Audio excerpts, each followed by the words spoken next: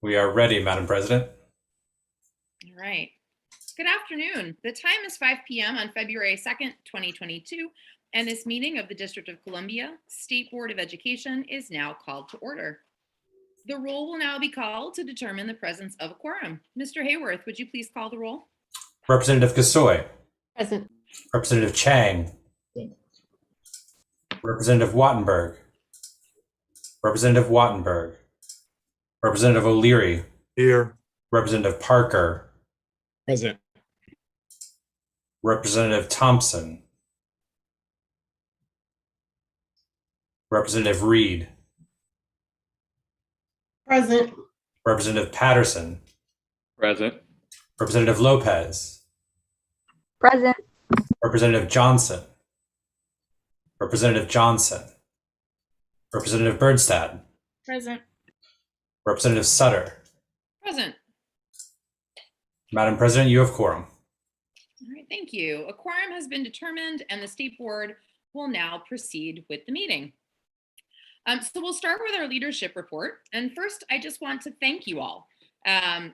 For the past 2 weeks, we've been focused on creating a professional development retreat agenda for this Friday and on getting up to speed on all the items where leadership input is needed. I think Representative Thompson and I both would say thank you to everyone who has served in leadership before, because this is an enormous amount of administrative work that we have gotten a crash course in over the past 2 weeks. Vice President Thompson and I have met with the executive director, Mr. Hayworth, multiple times in the past few weeks, and we've spoken directly with each of you to identify opportunities for us to work collaboratively on our priorities.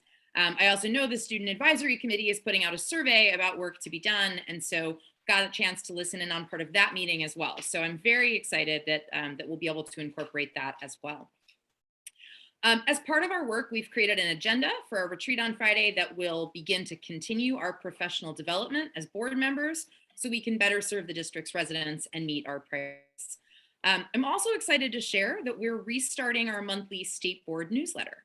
We think the newsletter will help us provide to the public a concise summary of our work, including short videos to highlight actions taken by the state board.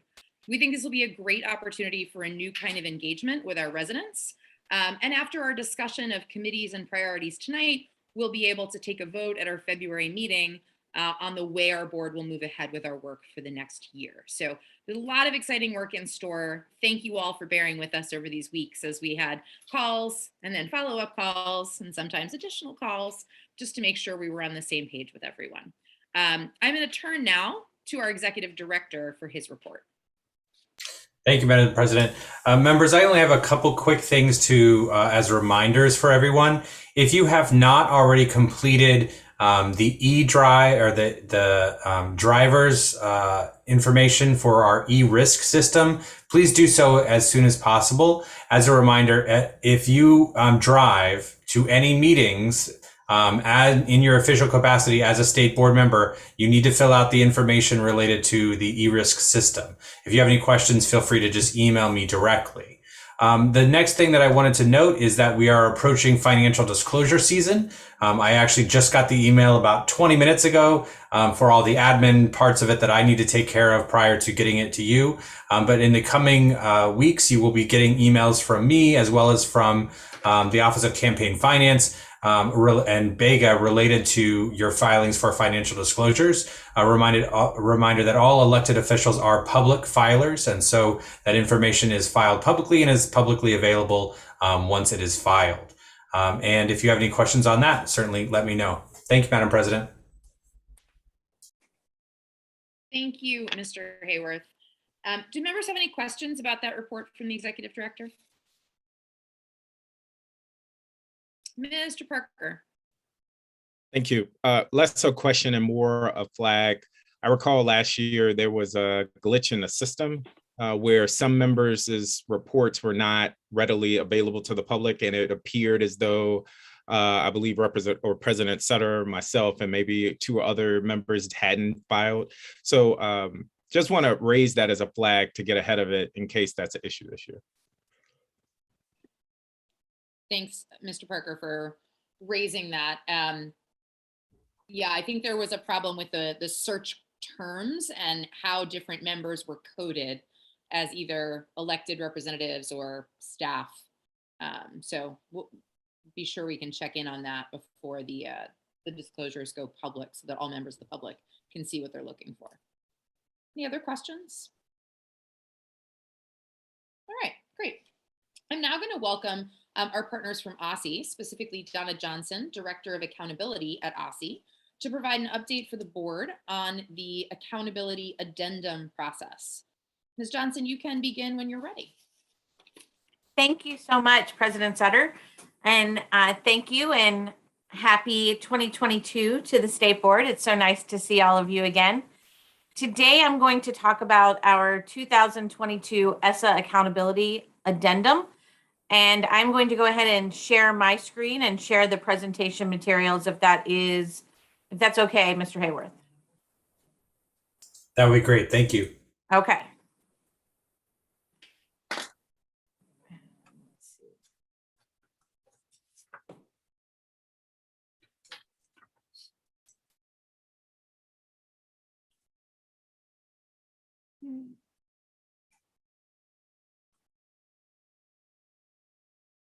And please let me know, is this showing in presentation mode? Yes, great. Okay. So I'm going to start very quickly so that we can get to questions that you may have about the addendum. I talked a little bit about the addendum before in terms of talking about the addendum being a 1-year change and this not being a long-term change, which would be an amendment.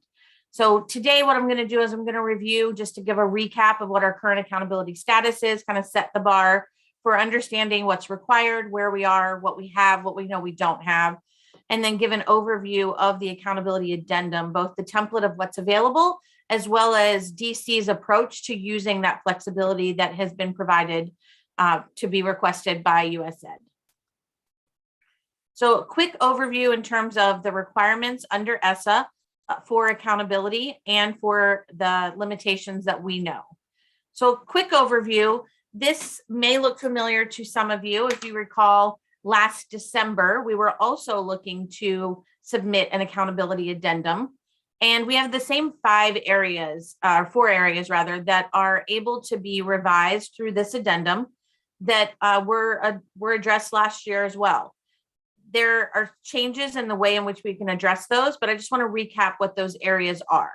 First is making some changes to the long-term goals. These are short-term changes. These are not long-standing changes. Any long-standing changes to anything in the Essa plan must be done and codified through an Essa amendment. So this is a short-term change. Everything reverts back to the approved plan once the addendum is over. The indicators, which as you know, are those 5 areas in your system of annual meaningful differentiation that you use as your accountability framework. And involves 4 areas: academic achievement, academic progress or other academic indicator, graduation rate, progress in achieving English language proficiency, and then your school quality or student success indicator, which is sometimes called the 5th indicator. And then our system of annual meaningful differentiation, which is how you calculate all of those indicators together for the purposes of designation and school support. And under our Essa plan, we identified that as the School Transparency and Reporting Framework, or the STAR framework. And then the 4th element of the Essa accountability that accountability deals with are school improvement identifications, both the designations of those, the timeline of the designation, how they are calculated, and what the exit criteria looks like. So most of you are very aware of what our system of annual meaningful differentiation looks like. So at a glance, those areas that we looked at are academic achievement, looking at the measures for our PARC measure, academic growth, or other academic indicator, is looking at academic performance, academic progress measured in 2 ways, which is student level growth, and that is for elementary and middle. Our English language proficiency domain is measured by the growth that students make on the access assessment. Graduation rate is measured both by 4-year graduation rate as well as an extended year graduation rate. And then school environment has a long list of metrics that are included in that for different things such as chronic absenteeism, in-seat attendance, re-enrollment, APIB, measures. And then for pre-K, we also use pre-K ISA as well as the class system. And so in looking at what we know we have available, we know that based on the accountability waiver that we received in 2021, the requirements in accepting that waiver are that states are required to resume the use of their approved accountability system. So for us, that would mean the STAR framework and the system outlined in our Essa plan to the extent possible in 2021. Important to note that Essa itself does not require quote unquote STAR ratings, but it does require the use of framework calculations from a system of annual meaningful differentiation to be used in school designations. I know all of you are very familiar with that. You've been talking about it a lot for many months. It also requires that we resume reporting of all of our required elements and the components for each of those data that's available. That includes all of our student group information, consistent with what we've done every year. The third bullet here is that all states must designate schools in the fall of 22. That means using data from 21-22 school year under school improvement categories for comprehensive and targeted support. That would include comprehensive support 1, which is the lowest 5%, comprehensive support 2, which is your graduation, schools that have graduation rates below 67%, and targeted support 1 is low performing student groups. And then targeted support 2 is a designation that DC was scheduled to identify for the first time in 21 and received a waiver to push that back. And that is historically underperforming student groups. And that's looking at schools that have student groups who have been underperforming for 2 out of the past 3 years. And they are performing at levels at or below the lowest 5% of schools for those student groups. And so that's looking individually at student group progress, not whole school progress. We know that we have a lot of constraints for implementing our STAR framework. We know that we cannot calculate academic growth metrics, even though we have 2 student level growth metrics of median growth percentile and growth to proficiency, which are worth 40 points, the largest section of points in our elementary and middle school framework. We cannot calculate them because we do not have assessment data in ELA and math from the 1920 school year, nor the 2021 school year. Our access growth metric, which is our ELP indicator, is worth 5 points in the framework. And it cannot be calculated as we've outlined in our state approved plan because of the same lack of assessment data. While we did make the access assessment available last year, the access assessment is a test that must be taken in person. And we know that most of our students were in a remote posture and not able to take that. So we did have a very, very small number of students who took the data, but it is not data that we would be able to use to calculate measures for all schools. It really just does not meet our minimum N size for population. And then in 1920, not all of our students and our schools were able to complete the access testing window before schools closed due to the pandemic. And then attendance growth, which is one of our attendance metrics, may very well be able to be calculated. We have the data. Our concern is using it in a high stakes accountability system, knowing that we have some volatility in the way in which attendance data was collected between 2 years when the learning environments have been so different from being in person, the way in which attendance data is collected in an asynchronous versus synchronous attendance or in environment. And there's just a lot of volatility in that, and there's concerns around the comparability of using that in a high stakes system. So those are our known constraints. And just to give you a visual, looking at what that looks like in terms of points, our elementary, middle, and high school frameworks traditionally have 95 total points possible in our STAR framework. Based on the data limitations that we have from the 21-22 school year, our elementary and middle schools would be able to earn a maximum of 50 points. So that's 45 points fewer than our maximum STAR framework. A very, very different measurement than what our STAR framework is designed to measure.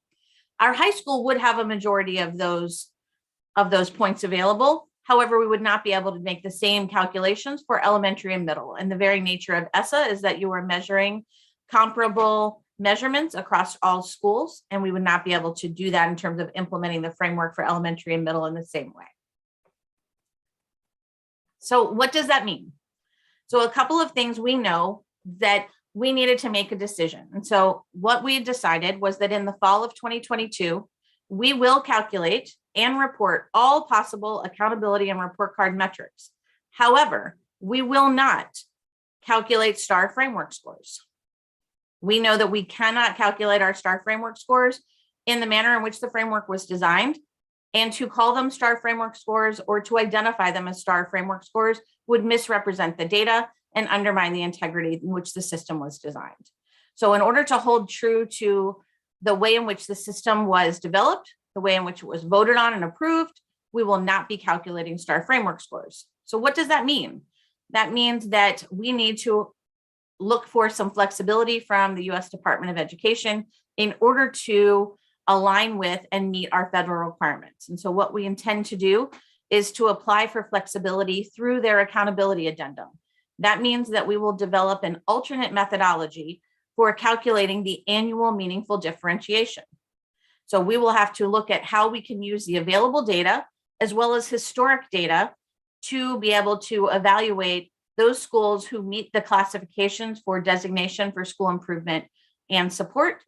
And then we will also look at that flexibility to see if we can get some alternate exit criteria and timelines for those schools, recognizing that the schools being identified in 2022 are really in an interim process. So it's a system that's not the full system that we developed. It's not the full system that we will likely move forward with in the future, but we know that their schools need support. They have historical data that shows they need additional support. And we're going to look and see what we can do on a short-term basis to look at some ways that we may be able to look at different exit criteria and different timelines. So that being said, we'll take a look at the Essa Accountability Addendum. And I apologize if I should have put the chat up. So if any of you have typed anything in the chat, I have not been looking at it. So I apologize, but I will get back to it as soon as I'm done the slide deck. No worries. Ms. Johnson, we're actually trying to avoid using the chat because the public can't see it. So we'll save our questions for afterwards. Okay. Looking at the Essa Accountability Addendum, the first thing I wanted to do was just reiterate what an addendum is and differentiate. We know there are a lot of terminologies that are used when it comes to changing these federal programs. We have terminology such as addendums, amendments, and waivers, and all three of them mean very different things. So when we're looking at an accountability addendum, this addendum specifically was released by US Ed December 22nd. And then the template was released. That's when the template was released. They released an FAQ about a week before that, that really outlined what was going to be available, what was not available, what the requirements were. And it really is just an extension of the waivers that have been previously granted and a way in which states can request additional flexibility for one more year to adjust to and address the limitations of the data that they have available.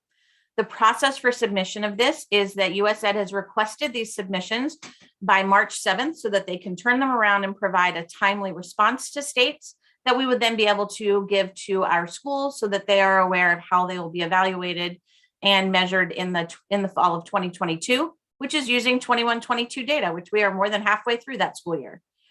And so we have published this information, and we'll get to what that looks like right now. So in this addendum, there were 6 elements of the addendum that were included. The first was the ability for states to shift their long-term goals. This is a temporary shift, obviously must be codified in an amendment, but this is shifting long-term goals with respect to waivers that have been previously received. There is the ability to request revisions to the indicators so that you can adjust those indicators based on limitations that you have to run those indicators as outlined in your framework due to the pandemic. Number 3 is changing how you calculate your annual meaningful differentiation.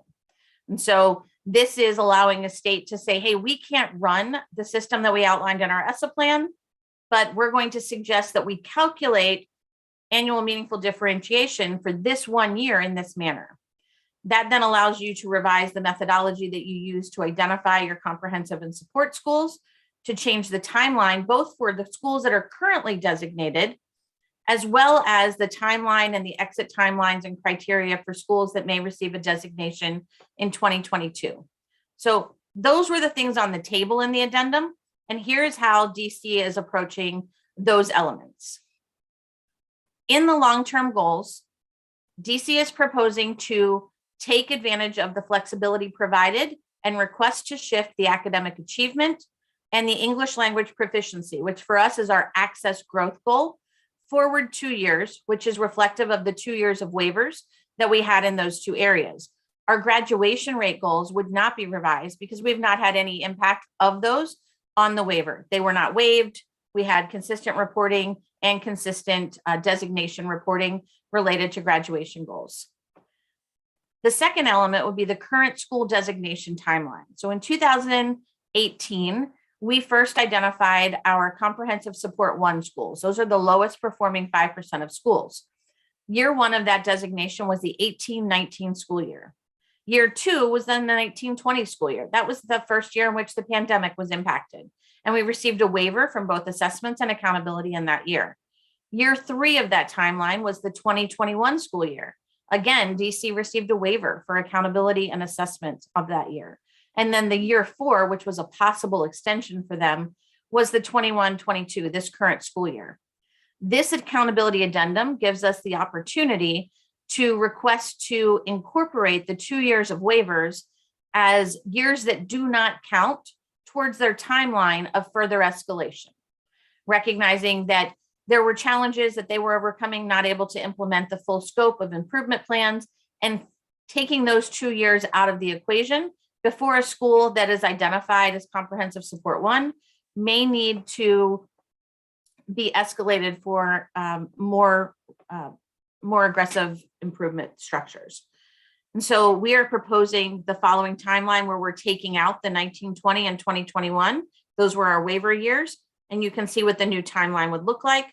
Would mean that year 3 for them would be the 22-23 year, with the ability to extend an additional year in 23-24 if they are making progress, but not yet meeting their exit goals. So they would have the ability to exit in 23, but may need to be extended to 24 if they're making progress, but not quite there yet. One thing that we have to do to coordinate with this is these schools receive what federal funds that are oftentimes referred to as 1003 money or school improvement monies. And in the statute, schools and LEAs are only allowed to receive that money for 4 consecutive years.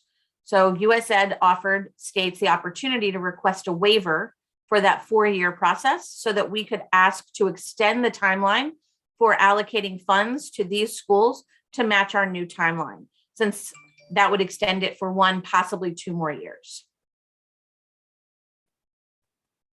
An important thing to note is that the designations of schools identified in 2018 are separate and distinct from any school designations that are made in 2022. So they don't fall into another, they don't classify as the same classifications. They are separate designations with separate timelines, separate exit criteria, separate methodology. The next part of the 1-year change to how annual meaningful differentiation is calculated. Probably one of the most important things that I want to communicate is that we cannot calculate STAR framework scores. So we will not be calculating STAR framework scores from the 21-22 school year.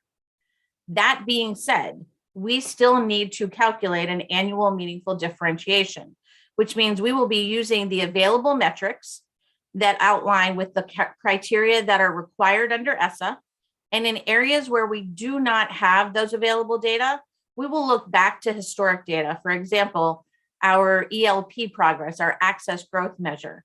We will look at the measures that we have. We will identify those schools scoring in the threshold areas for designation, whether it be the lowest 5%, the lowest student groups. We will look at that and we'll expand that.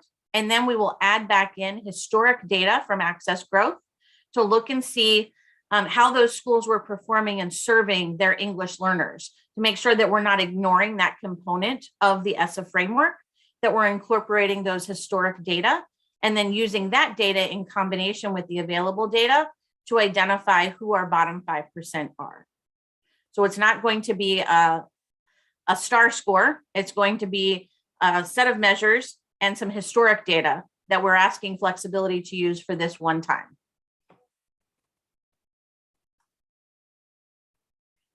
The next thing that we're going to ask to do is to revise the designation timeline for these schools.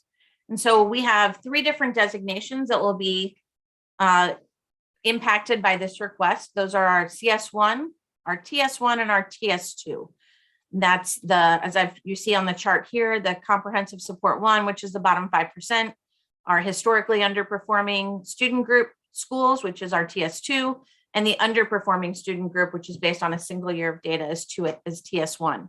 Just as a note, those TS1 schools are designations that are required to happen annually under Essa, whereas the CS1 and the TS2 are currently required to occur at least every 3 years. And that's what we specified in our Essa plan.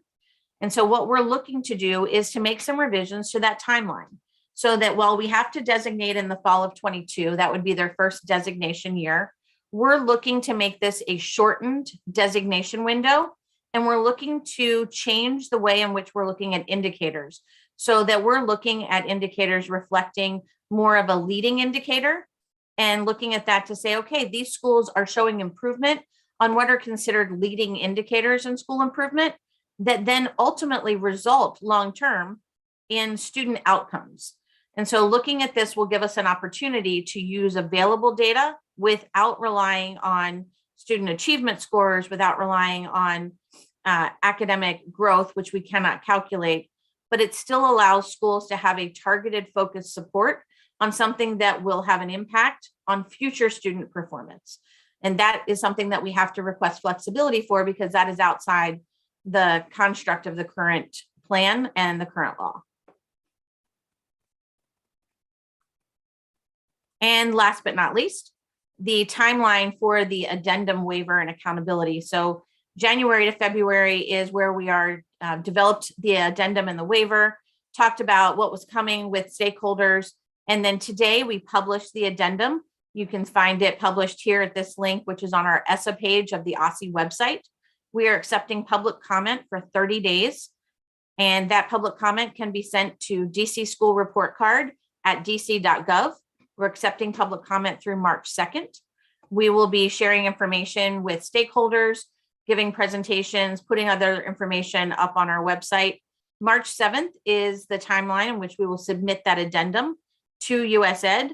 And then we will be developing a detailed guide for school improvement based on the approved addendum plan to share that information with our schools and LEAs regarding what the changes look like for metric and indicator calculations that will be released in December. And then in December, we would release our school improvement designations, given that that would be approved, if approved by the administration.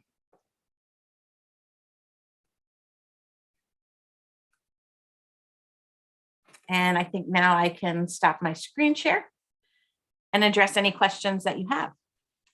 Yeah, thank you so much, Ms. Johnson. Members, we're going to have rounds of 3-minute questions. And so we'll go ahead and call on folks for those questions now. The timer is up, so if you've got your view in gallery mode, you'll be able to see it. Let's start with Dr. Reed. Thank you, Donna, for that presentation.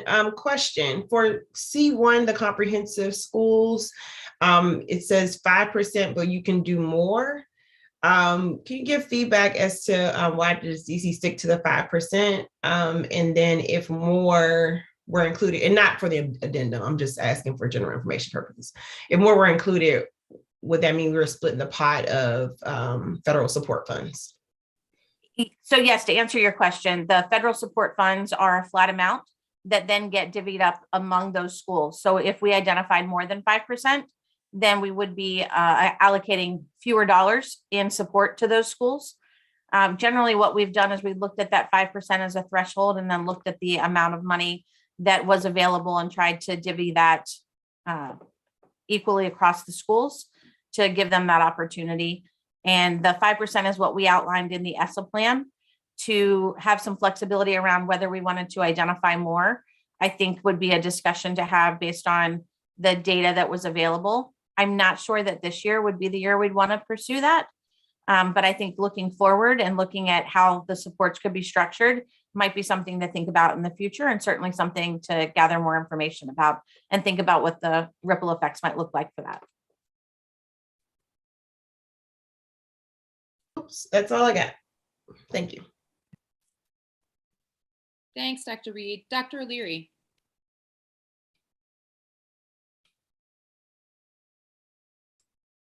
Thank you for that presentation. I'm going to go backwards with my questions. You mentioned at the end of the presentation about sharing with stakeholders. How do you do that, or who are the stakeholders besides the schools, and how do you get the information to them? So typically what we have done with all of the COVID-related addendum waivers that we've done related to Essa is we put it up on our website. We've used social media to share it out. We've shared the information with the state board. We've shared it with some of our other organizations that have been involved in work with the report card, whether they be parent groups, sharing that information, getting that out to council, getting that out to other information, putting it in the register, but making sure that the information is there for public comment.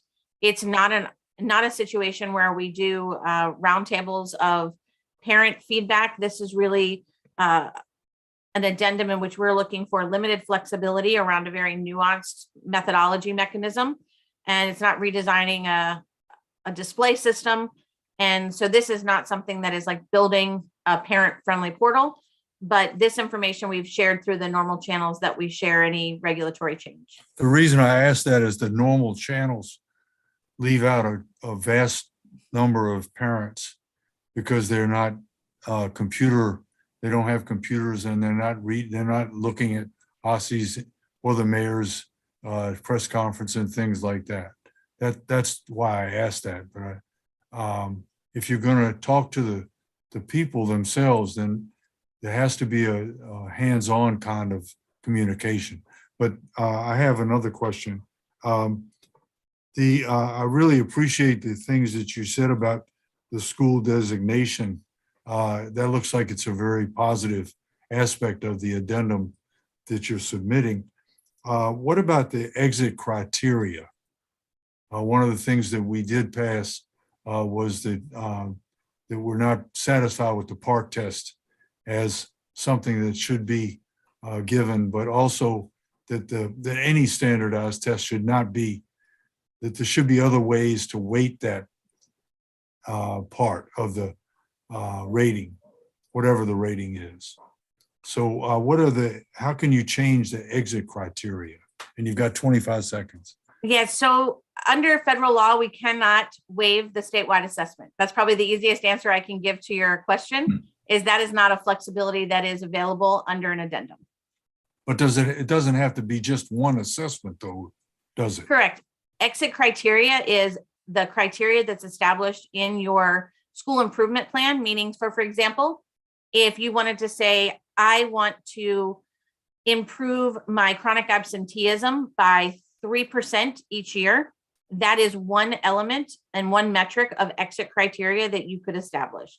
If you wanted to say, I'm looking at my LEA selected student well-being survey, and I want to show X percentage of increase of student satisfaction, that is something that could be written into your school improvement plan.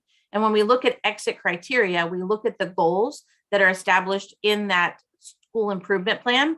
There are certain elements that have to be tied to the available data. That's one of the flexible areas that we're looking at, is knowing that we don't have academic growth. We are uncertain around what benchmarks and thresholds we will have for our statewide assessment this year, given that we haven't administered it for 2 years. And so we're looking for a more narrow set of criteria and looking at those leading indicators rather than lagging indicators for this round. Thank you. I'm going to turn to Representative Parker. Hi, Donna. A few technical questions. One, I heard that we won't report out on the STAR framework. Whatever the rating that OSSI comes up with for schools, how will that be communicated to parents, if at all? Thank you so much for that question, because I am excited to talk about it. One, we will not be calculating STAR framework scores. So that's important to know. So There is not a rating that we will be generating. What we will be doing is we will be calculating a set of measures to help us determine the annual meaningful differentiation. We are not going to be able to have a single rating this year. what we have to do is request this flexibility so that we have a set of data. And then to meet the federal requirements, because we are missing some of our data, we have to look back at historic data. It's not ideal. And one of the things that we will do is all of that historic data is public. All of the metrics that we calculate this year will be reported publicly. So all of that will be on the report card and available. We are not generating a single score. So what we're doing is we're looking at the data that's calculated. Sorry. I'm sorry. I'm just being mindful of the clock. I'm clear that it won't be a single score, but will there be any communication to category or rating? And if so, how? So for instance, those T1 schools, will that be communicated to parents? And if so, how? Yes, we are federally required to report all of our school designations. They will be identified on our report card on a school improvement page. So previously on the report card, we had a school improvement designation page. We will have that on this year's report, on the 2022 report card as well. Understood. Secondly, I want to check for understanding. So what I believe I heard you say is that you will, OSSI is creating an alternative rating with measures available this year, given that it is not possible to calculate the STAR framework, that rating will be used for this year and next year, and some schools may be able to exit out of that rating, but that will be separate from next year's rating where we presume we may be able to go back to the STAR framework. So a couple of things I want to address. A couple of things. One, we will not be assigning ratings. What we will be doing is identifying for designations. A rating is taking points and then allocating them to different levels. We will not be doing that. So let's not confuse the word. So we're not going to use the word rating, but whatever measure we use for this year, we will use it this year and potentially next year. No, only this year. Next year, by next year, you're meaning 2023. Yes. 2023, we would implement the system that is in our Essa state plan. So between now and the fall of 2023, should we make amendments to our Essa state plan, we would be implementing the system as written, approved, and adopted in our Essa state plan. So that's what we have to submit in 2023. So I'm a school this year that has been identified as a T1 school with these alternative measures, not ratings, measures.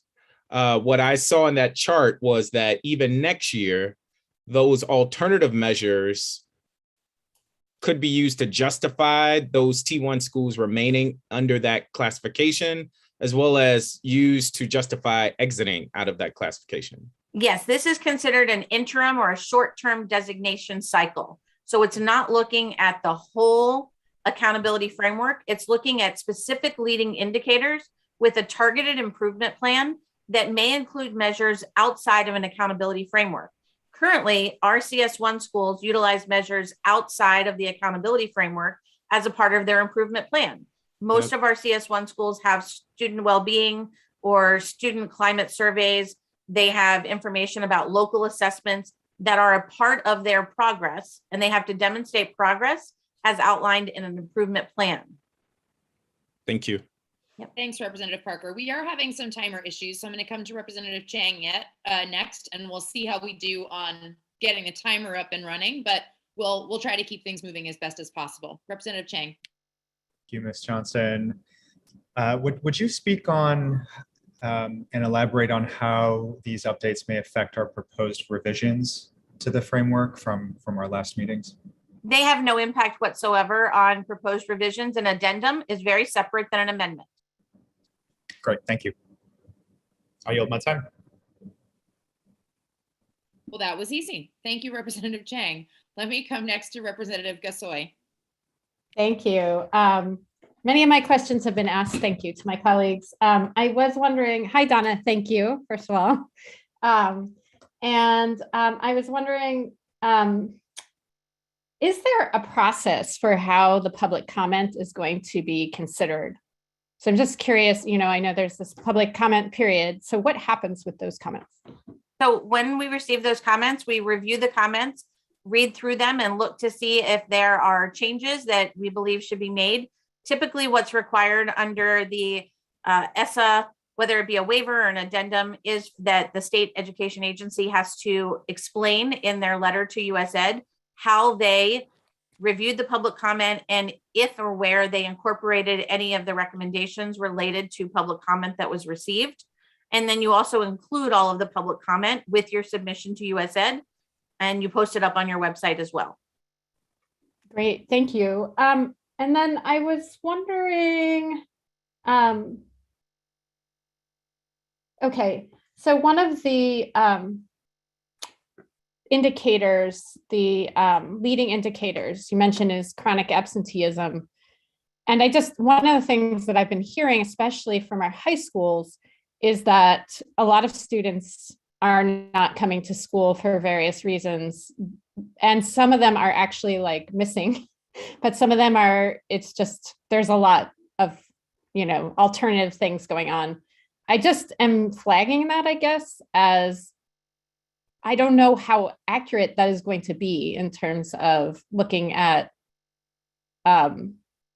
what schools need or what, as an indicator, So I'm flagging that because I'm aware. So and I guess what it brings up for me in general is, are there things that OSSE is considering given COVID, are there changes to some indicators? I see that you're removing some, but are there some that you're considering differently or adding given how different these past 2 years have been? So we are not making changes in February or March to measures that our schools and LEAs are currently operating under. I think that would be very detrimental to both the integrity of the system as well as the trust and the collaboration that we have with our LEAs.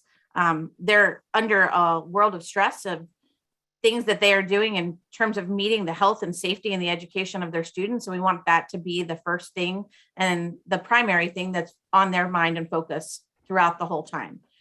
That being said, I think one of the things that we know is that you mentioned chronic absenteeism, and we know that across DC, way before COVID, we've had an everyday counts initiative. We know that attendance and chronic absenteeism is a huge issue across our schools, and it's something that our schools that tend to have the lowest performance, even the lowest growth or the lowest proficiency or the largest student group gaps, often tends to have the biggest gaps in attendance. And we need our students to be present and engaged in learning in order to achieve and succeed.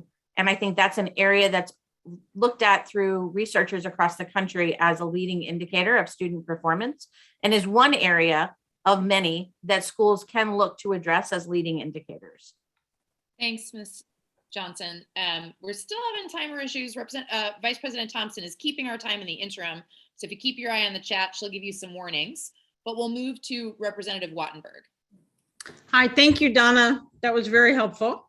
A couple of questions. One, you talked about the leading indicators, and what are they? What do you count as the leading indicator, as quote, leading indicators? So it's not a discrete list. It's a typical term that's often thought of in terms of, when you look at different researchers in terms of thinking of leading indicators, are oftentimes that things that are thought of as this outcome is something that leads to eventual student performance outcomes. Some of our lagging indicators we often think of as statewide assessment scores or AP/IB scores, graduation rate. Those are lagging indicators, things that show performance after things have taken place. And so leading indicators are oftentimes thought of as attendance, as school quality measures, school climate measures, re-enrollment could be a leading indicator. A lot of things that lead towards future success. So my question is, and maybe I misunderstood what you were saying, is I thought what you were saying is that you were going to try to focus on the leading indicators as part of the designations? As part of the exit criteria for those schools who are designated, looking at the data that we have available, not limiting it, but focusing on it, noting that it's a short-term designation window for schools to turn around and show improvement. And that's what the federal guideline is that a school, in order to exit a designation status, must show significant progress towards impacting student performance. All right, so if And I so- understand this, so we have the set of schools that were put into a designation a couple of years ago prior to the pandemic. They've sort of sat there. And part of what you're saying is they're now going to be able to exit. No, The exit criteria that we're applying for flexibility for is for the schools that are designated in 2022 only. got it. I see. The Okay. schools that were designated in 2018 is that revised timeline that I shared on the slide. Got it. And that Okay. was one of the reasons why I wanted to clarify that the schools designated in 2022 are separate and completely distinct from those identified in 2018. Got it. All right. One other question. I think this may have been in a memo that we got. It may not be yours. That Aussie will return to a full system of designations in fall 2024, as opposed to 2023. Is that what? Well, what you saw in the timeline was, and that would, anything beyond this addendum would have to be a part of an amendment. But as you see the timeline that we're looking at, with this short-term designation, where we would be looking for the next round of designations would be in the full-fledged accountability system in the fall of 2024, based on 23-24 data. If this addendum is approved to shift those timelines, that would be the next timeline for designation. To move to Representative Patterson. So if there are further questions, we can consider a second round. Representative Patterson?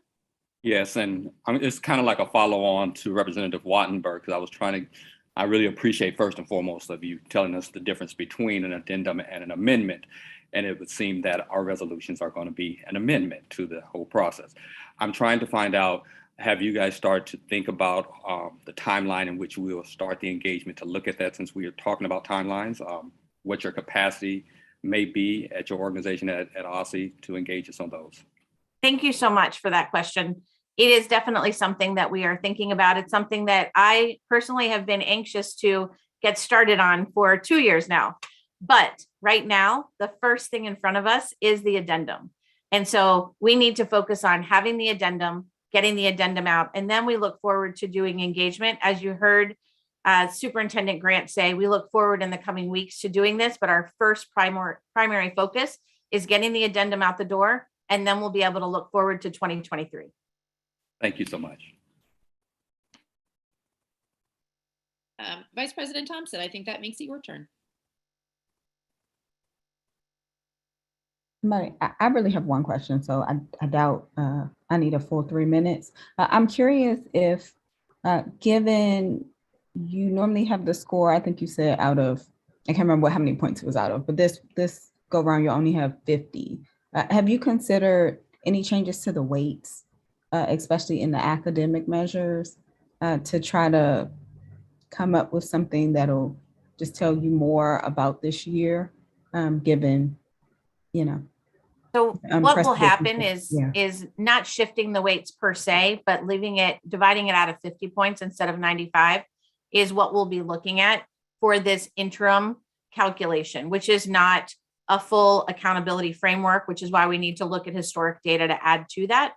But we don't want to make significant changes because we're not proposing a new system for this year. We're simply looking at a way to address calculating that annual meaningful differentiation.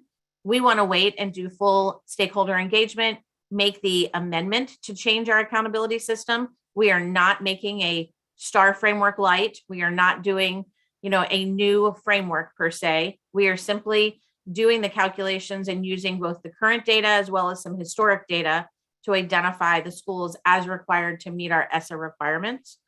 But what we will not do is when we do those calculations, we will not change the student group weights. That would be a substantive change.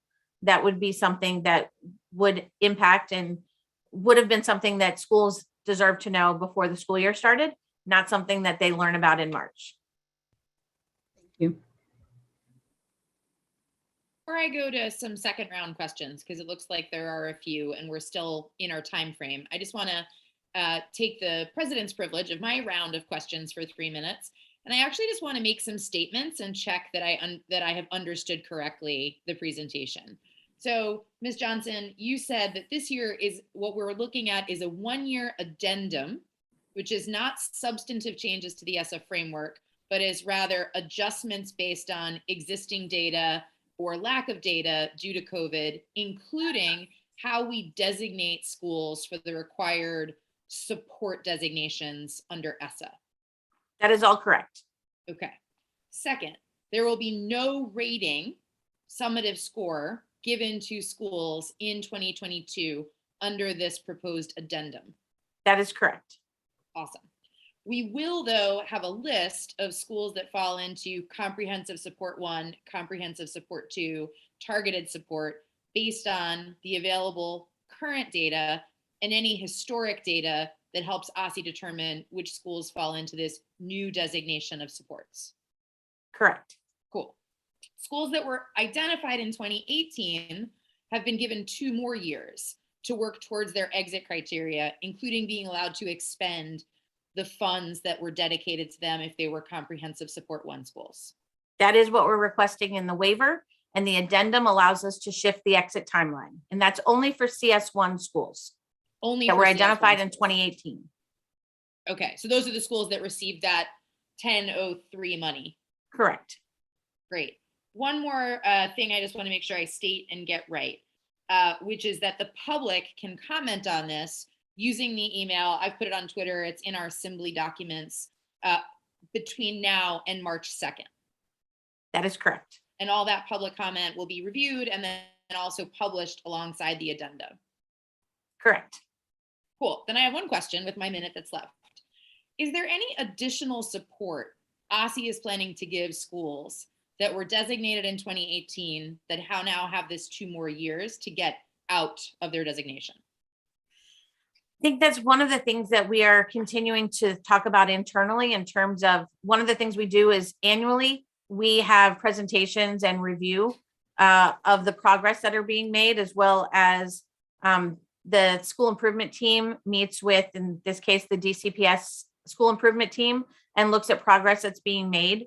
So one of the things that will be a component of this addendum will be asking those schools to make any necessary revisions or changes to their school improvement plans to think about how the additional supports and structures that are underway, whether it be high impact tutoring, initiatives that have been put in place to address unfinished learning through supports with ESSER funds. How can we complement that and then structure and tag on additional supports as needed? But that would require them making amendments to their plan. That's a part of this that will be encouraged.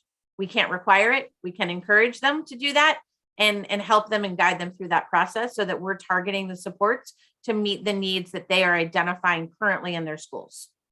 Okay, thank you, Ms. Johnson. I'm now going to turn to a few additional questions from members. I think we had you till 6:10, so we'll take advantage of those couple of extra minutes. Can I turn first to Dr. O'Leary? Yes, Ms. Johnson, this is a question that's kind of out of this, but it's an OSSI question. And it's my something that I'm very passionate about, and that is testing students at the beginning of the year on their reading and math levels, and then testing them in the middle of the year, and then testing them so that we can find out what kind of growth they have. Are there any plans in OSSI to do that for the system? As a statewide plan, Yes. I'm not able to speak to whether or not there are plans around a statewide, because this would be a diagnostic assessment or an interim assessment. It would not meet the federal requirements of a summative assessment. And so that would be an additional assessment that would need to be administered that would be diagnostic. So I am not aware of those. I know that many of our schools and LEAs have those systems in place. They utilize them. They use different tests at different grades, different tests in different subjects. We know that from some of the collection that we did during COVID and the data that we published. We know that that data is kind of all over the map, and it's very meaningful in the specific grade and the specific school, but it doesn't give you a statewide lens of that data and information. And I see that Mr. Kramer has joined us, and I'm happy to let him chime in as well if you'd like.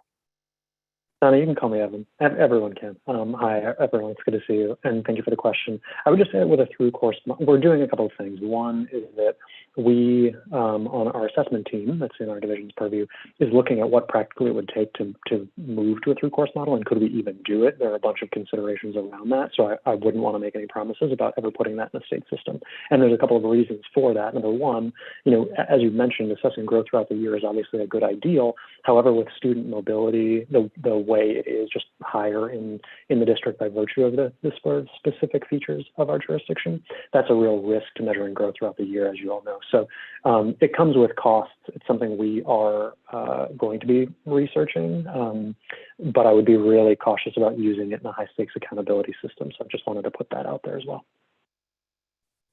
Thank you.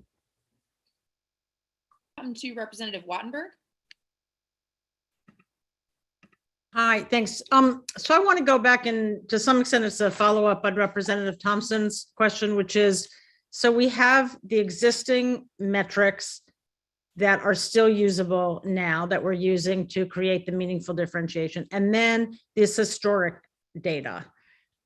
So my question is, and you may not be able to answer it because you don't know it yet, is what will the weights be for, let's say, for an elementary school, for high school? What will that look like? If it's a total of 50 points or whatever it is, what is going to count?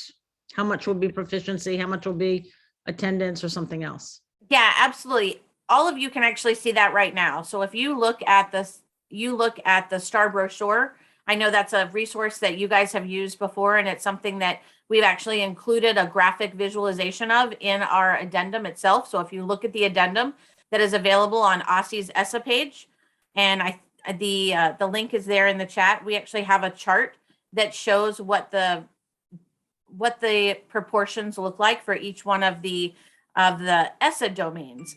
But we did not change the metric score weights at all. So if a metric was worth 10 points previously, it's still worth 10 points. Now the only difference is that it's out of 50 instead of out of 95. So that's my question. So out of 50, if proficiency used to be 30, now it's 30 out of 50. It's 3/5. Is that right? And then at the high school level, it's going to be 40 out of 50, 4/5. Is that? So I can give you the percentages of the domains as they're outlined in Essa. So academic achievement is one domain. For elementary and middle schools, 40% of the scores will come from academic achievement domain. 20% of the scores will come from the other academic indicator.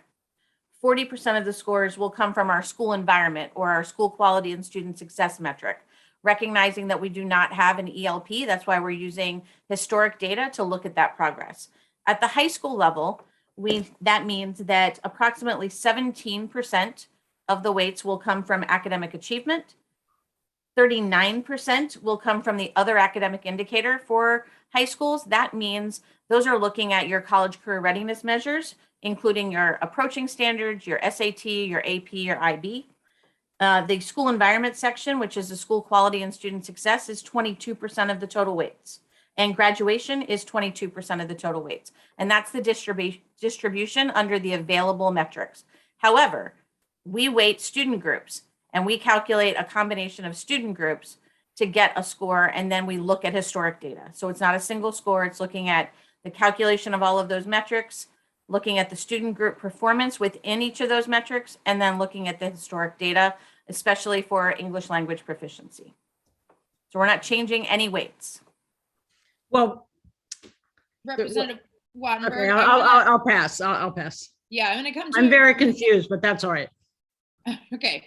I also want to note for the public comment is open, but the board also has the opportunity to provide comment to OSSI as part of public comment. So if there are additional questions or additional requests for data that we'd like to see made clear or transparent to the public, these are all things that we can make sure we ask of OSSI in our public comment. Representative Parker. Thank you. Another technical question. Donna, is there somewhere where we can see, I know we can identify the schools that have received support or in their classification, but following up from President Sutter's question around like the amount or the levels of support provided to schools that have been designated, where can the public find that? Yeah, that is all on our OSSI School Investments in Schools page. And Okay. I can put that in your chat and then we can share that out publicly as well. That would I be, will put the link in there momentarily. It'll take me just a moment to get it. and if we can multitask, thank you for that. You're always super resourceful. One of the reasons why I was asking about the change and measures, not ratings, measures for schools is because I know we're getting to a point where I'm trying to be thoughtful of how I say this. We're getting to a point where there are schools that have received support. There are schools that have been designated as needing support for a period of time. And the question is, what happens next? And we haven't quite had that conversation, but I would imagine what's going to color that conversation is how OSSI is considering said school's performance through the lens of this alternative measure, as well as the star rating. And I don't know, maybe I don't have a question there, but I guess I would like to have more conversation with the board and OSSI and perhaps with the public just around what is at stake with this alternative measure that is being identified for schools. I totally get why. I totally get the transparency. I totally understand that certain measures are not available for us to do the traditional STAR framework. But I do think the implications are more significant than we're just changing the measure. And I think the public should be aware of that as we're going into the public comment phase. So period. I think one of the things to keep in mind is that the schools that are designated in 2022 are those that are being evaluated under this interim methodology that are going to have an interim set of exit criteria. The schools that were identified in 2018 have school improvement plans, and their exit criteria are tied to meeting the goals identified in those plans.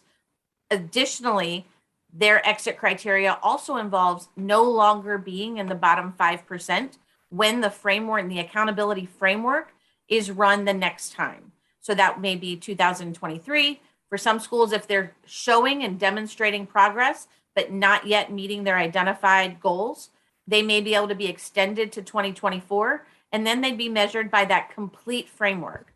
What you are pointing out is that it is very possible that there are changes made to the accountability framework so that how we're measuring, how we weight things, how we're calculating things will be different in 2023 than it was in 2019 or 2018. And that's something to keep in mind.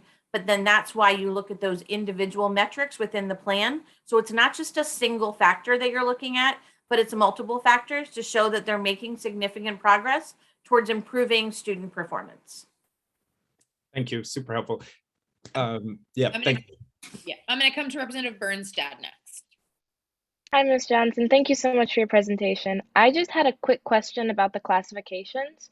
I'll just ask it all at once and then you can answer it however is like best fitting. But is this only classifications for the bottom 5%? And how would the classifications or the explanation of the classifications be worded, or are they just quantitative measures, i.e. like bottom 5% or things like that? Or are they, is there like specific language that is used to identify or explain these classifications? They are referred to as comprehensive support 1. So it's a comprehensive support and improvement school, category 1. And that's how they're currently designated. And we utilize all of the metrics together. So it's not looking at one metric, but it's looking at comprehensively across all of the measures that we can measure. Are these schools collectively performing in the bottom 5% across multiple measures, not just a single measure? Okay, so it's only to identify the bottom 5%? Correct.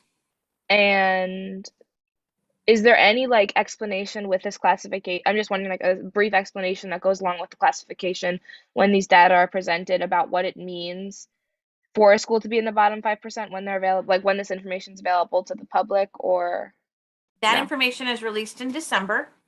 And historically, we've released STAR framework scores where everyone had an accountability score. And then you could look and you could see the bottom 5% of those scores. We don't have the ability to generate that single score this year because we don't have data from this year for all of those measures. So we're using some current data and then looking at our access data for historic data to add to that to identify and see, does the access data shift? Who is in the bottom 5%, who is not, using historic data, looking at the student groups that need the most support. And so we'll publish that list very similar to the investments in schools page that I listed here. You'll see all of the information there.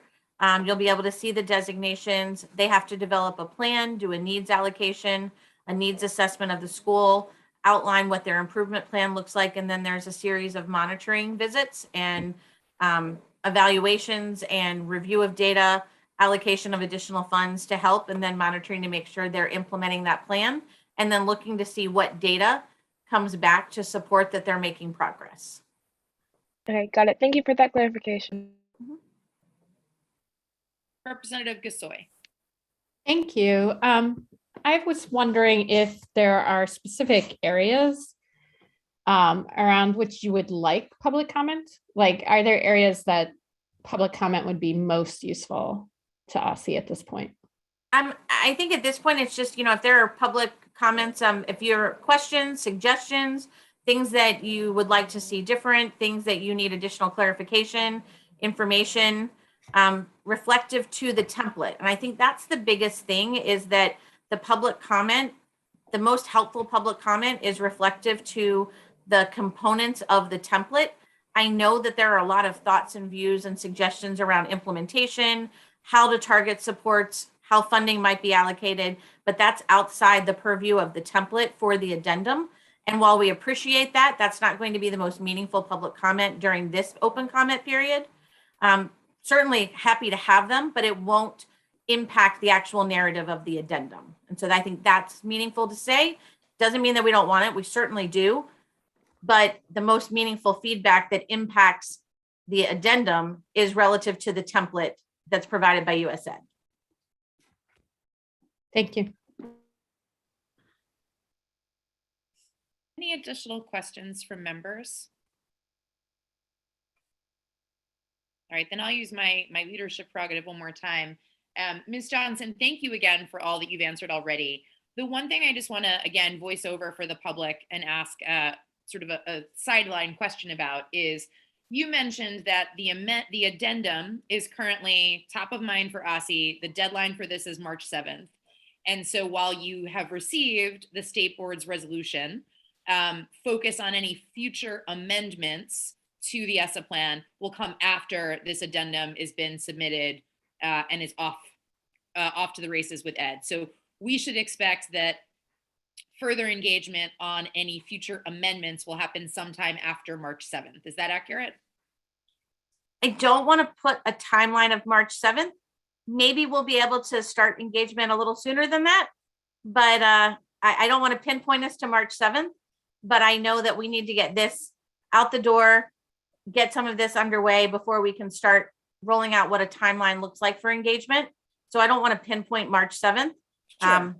Hopefully we can start having some engagements and start putting information out there around what is possible, and at least outlining what the timeline looks like, and thinking about something that I know you have talked about before, is grounding everyone on the beliefs and principles of what an accountability system is, and making sure that people understand what is out there and what it means to change things and what impacts it have. Because I think that's a lot of misunderstanding that we can begin with before we start getting into the nuts and bolts of this changes to 10, this changes to 20. I think grounding ourselves in a firm understanding and of course a force of action is going to be helpful. Okay, I appreciate that very much. And I appreciate your willingness to not necessarily put a timeline on that yet until we have more clarity. The other thing I just want to note is that as you've talked through all of this, there are certain restrictions for the federal Essa law and requirements that we are all bound to operate within. For instance, your explanation that we can't simply waive the current standardized assessment, nor can we use just any assessment as a summative assessment. So I just want to foreshadow that for the public, that I will look forward to further discussions, both with our board, but also with the public more generally around where there is room to iterate versus what is firm in law, and how we get creative with our options to do what we think is right for DC students within the bounds of what the law permits and allows. Last thing I want to just say is that on the presentation template on Assembly and on Twitter, there is the information for public comment. So if members of the public have been listening in, have comments, we as a board will also pull together comments and put them in there. But Ms. Johnson, thank you so much for your presentation tonight. And thank you for your hard work on continuing to make sure we have an equitable system of accountability for the children of DC. We really appreciate you briefing us tonight. Thanks, Mr. Kramer, for jumping in too. That was helpful insights into where thinking on assessments may go.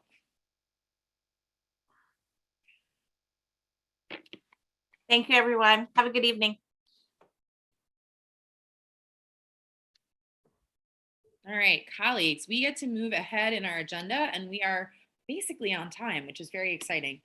So our next item on the agenda is the State Board Priorities and Committees discussion. Around 3:30 this afternoon, I sent you all a draft document tonight for discussion only. It's also up on Assembly. If you've got Assembly up, you should be able to click on that link and find the same draft document available to you. Each year, it's important that the board take stock of where we are and identify the priority areas we want to focus on with our limited capacity. As I noted earlier, Vice President Thompson and I spoke with each of you to hear what issues raised to the top for you in terms of priorities you think the board should take on. We all know that our constituents will come to us with individual issues. There are things we may want to take on as projects important to us as individual members, but we really wanted to get at what are the issues that the board should take on as priorities. So based on these conversations, the document available on Assembly and available to you is what I'm laying out for the board. Would it be helpful if I shared that, or is it best for folks? Are you all comfortable taking a look at it on your own screens where you can scroll through? Is there anyone who would like me to share my screen? Let me ask that. Great. Okay, hearing none then. I have a question. What time did you send that? I don't have it. I sent it at 3:30, but I think we can probably put the link to Assembly in the chat as well. No, that won't help me. Can you send me an email? Or I will do so now. Thank you. Thank you, Mr. Hayworth. Can everyone else access the document? Yeah, the priorities and committee discussion on Assembly. Great. Anyone else struggling with access, or are we good to dive in? All right. So the way I laid this out is started with our mission and our equity framework, because I wanted to be clear that those things do not, I think, change from leadership to leadership. These are things the board has agreed to, and these are things that stay constant throughout.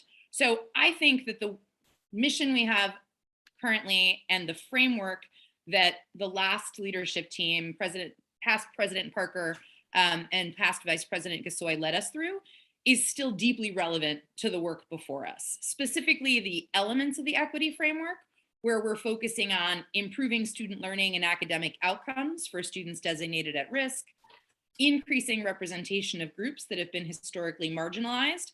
We're thinking about that both in terms of our student conversations as well as our staffing conversations, teacher data, teacher retention, teacher recruitment, and then expanding access to culturally relevant pedagogy and anti-racist professional development. I think that's true both citywide as we think about the social studies standards, as we think about literacy work, but also as we think about our own professional development as a board.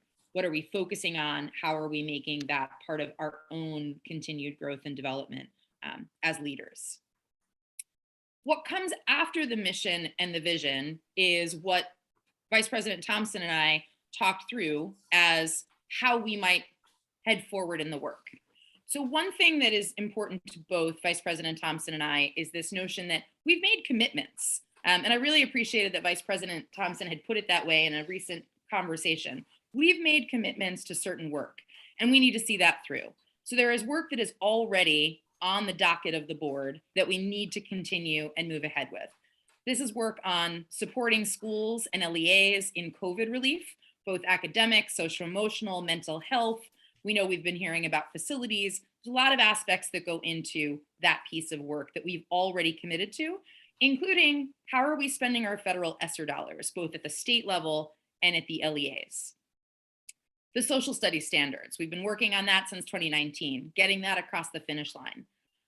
The plan to work with OSSI and get the STAR framework changes and the DC school report card changes that we unanimously voted on in our resolution, to get that across the finish line, to have a clear timeline, a clear framework for working with OSSI, to get that work underway and to have it completed before a new rating would be issued in 2023. We also committed to research changes on statewide assessments, to the question Dr. O'Leary brought up, and systems of supports for schools, which is something Representative Parker has been talking about for several years now.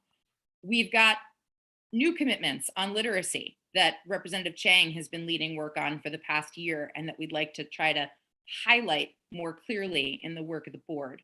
And we've got an education governance committee, right? That's been working, that's been doing the homework, as Vice President Thompson calls it, on behalf of the city to say, what do we know about governance structures? Where do we need to go as a unique jurisdiction? What are the opportunities to rethink education governance in the city?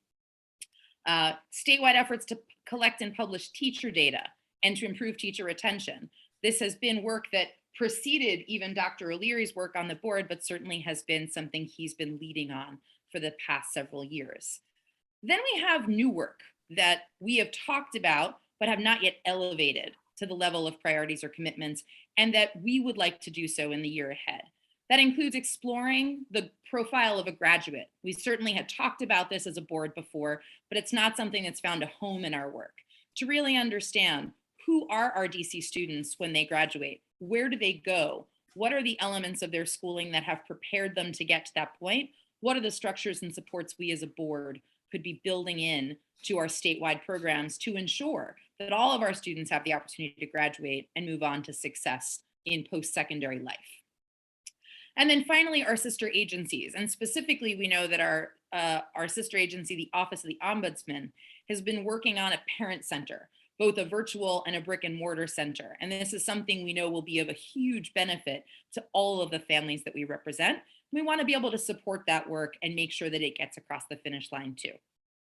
So that's the list of priorities we landed on. There are 9 of us, plus 3 student representatives and 6 staff. So this is an enormous list of priorities for our modest set of capacity and power. But we think that these are all things worth keeping our commitments on as a board. When I think about sort of the vision for how we do that, I think about leadership as condition setting. So the next part of the document talks a little bit about how we set the conditions to get this work done. The first is committees. We have committees. We need to make sure those committees are meeting on a schedule that is appropriate to their workload. That might be monthly, that might be more than monthly, that might be less than monthly, but they should meet as much as it takes to get the work done, not because of some arbitrary schedule that we say committees should meet on. They should have clear agendas ahead of time so that other members who may want to take part can know when a topic is coming up for discussion. They should have that also available to the public so that folks who want to be sure that they can gain access to those public meetings are able to do so. We also want to make sure that we're clear on timelines to share out what the committees have done in their work so that everyone has those reports in advance of working sessions, in addition to hearing the oral reporting out.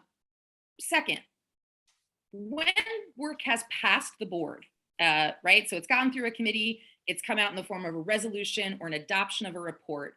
We don't have any sort of set way that we move that work forward when it involves partner agencies. I'll use the social studies work as an example. In sort of an ad hoc fashion, we voted to adopt the guiding principles. And I often continued to have conversations with Dr. Gibson at OSSI, with the Chief of Staff, Justin Tooley at OSSI, to advance the work through as they were working with their writing committee. But I'd like to formalize a way that when the board has made its intentions clear on work, that there be some formal structure wherein members work with the agency to carry the work through. I think it could be cumbersome for an entity like a committee of 5 people to be trying to work with a single staffer at OSSI.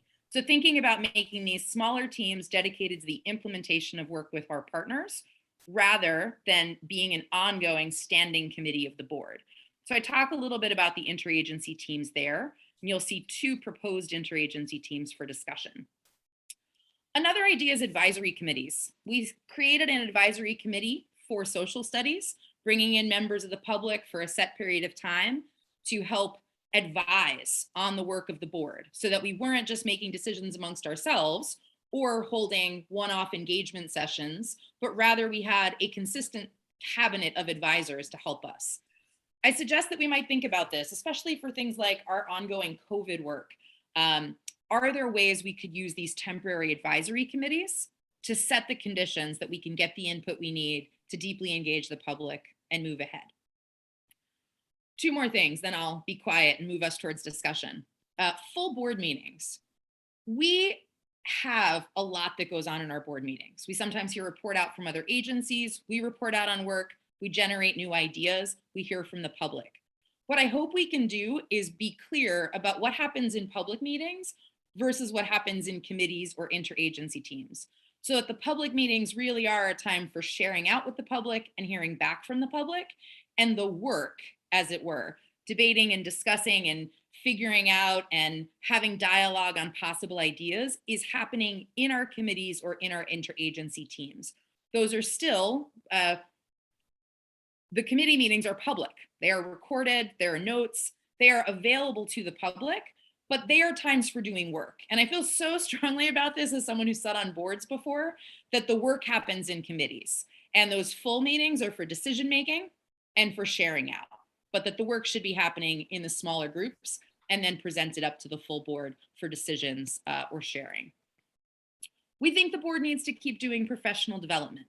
Vice President Thompson has got this great idea about lunch and learns. We're going to talk a little bit more about that at the retreat, but a way for us to continue learning and growing together, especially on the topics of importance to our education system.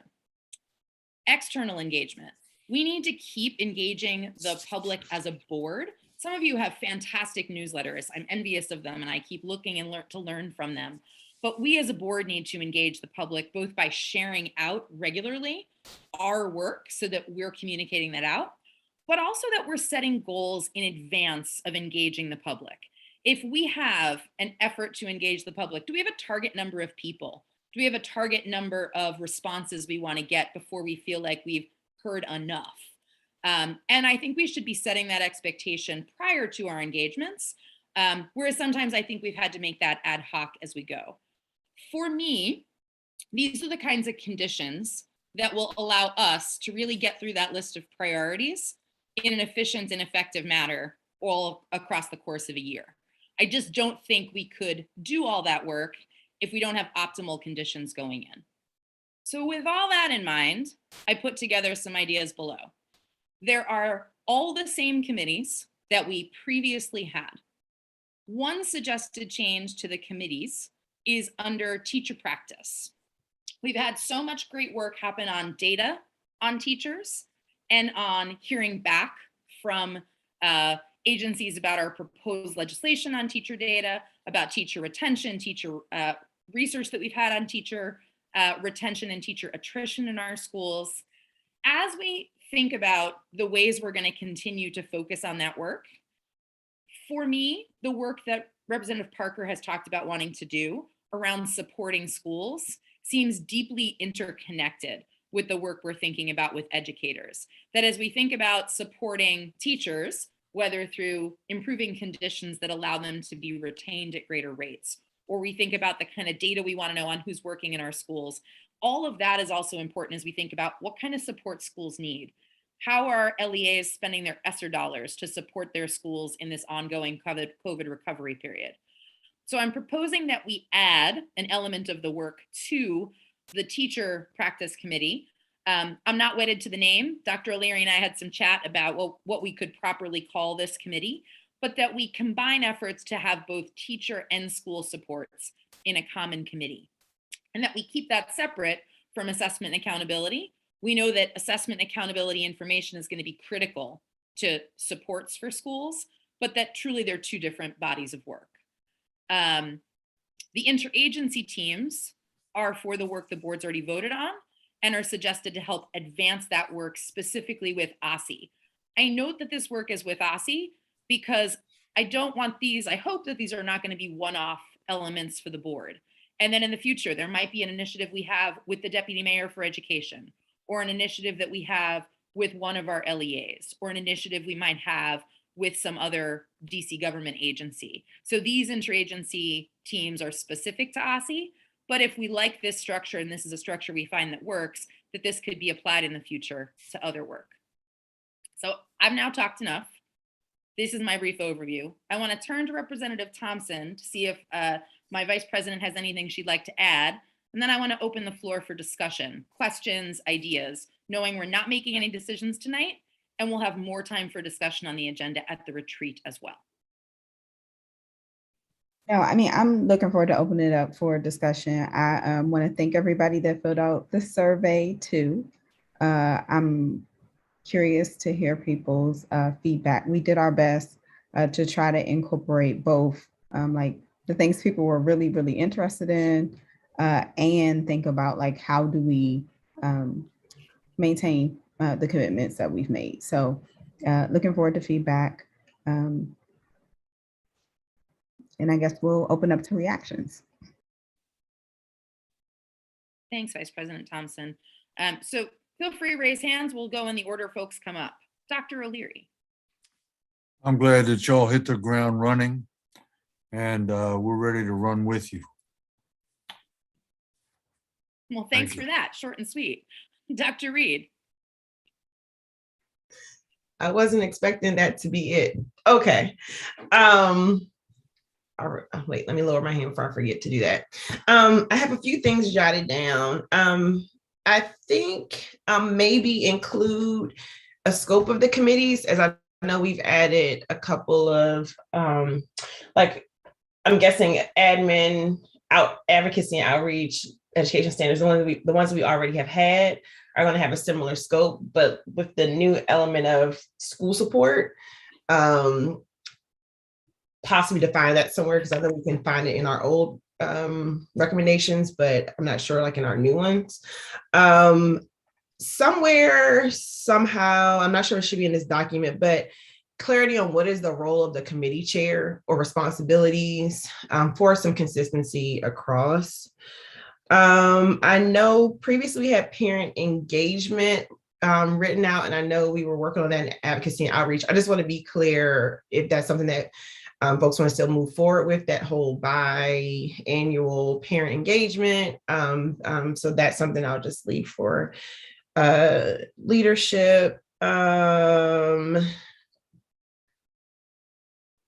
Oh, I would, in regards to, I know Representative Sutter, you were doing some work related to like archiving processes for standard development or review. And I would like that to be added if possible. I'm not sure if that's too big for the year, but yeah, I think that's something that should be added. And then specifically using your expertise with that, because, you know, with the social studies work, and I know terms are just the nature of DC, so I think this year might be a good year to do it because you got so in depth into that. Not foreshadowing anything. I just wanted to just be selfish and use that. And then I will raise, and I'm raising this professionally and respectfully. I am concerned about Representative Patterson being a liaison with OSSI, given the work with one of our major charter providers and the scope of his professional work being engagement with government agencies. That is a little, it causes me pause. I get the community work because we have multiple members, but that direct engagement kind of, I just want to put it on the table. It gives me a little bit of pause. So thank you for listening to my list of things, and I yield. Yeah, Dr. Reed, I want to ask two quick questions. One is about the parent engagement. Can you just say more about the parent engagement and where you'd like to see it, whether it's adding it as a priority or making sure that shows up in the scope of a committee? You are on mute, Dr. Reed. And I was going for it too. I know it was. I know it's ended up being in a committee, but I think just to, I mean, something could be on Friday. Like, what do we are working on what do we want with it, with relation to the parent engagement.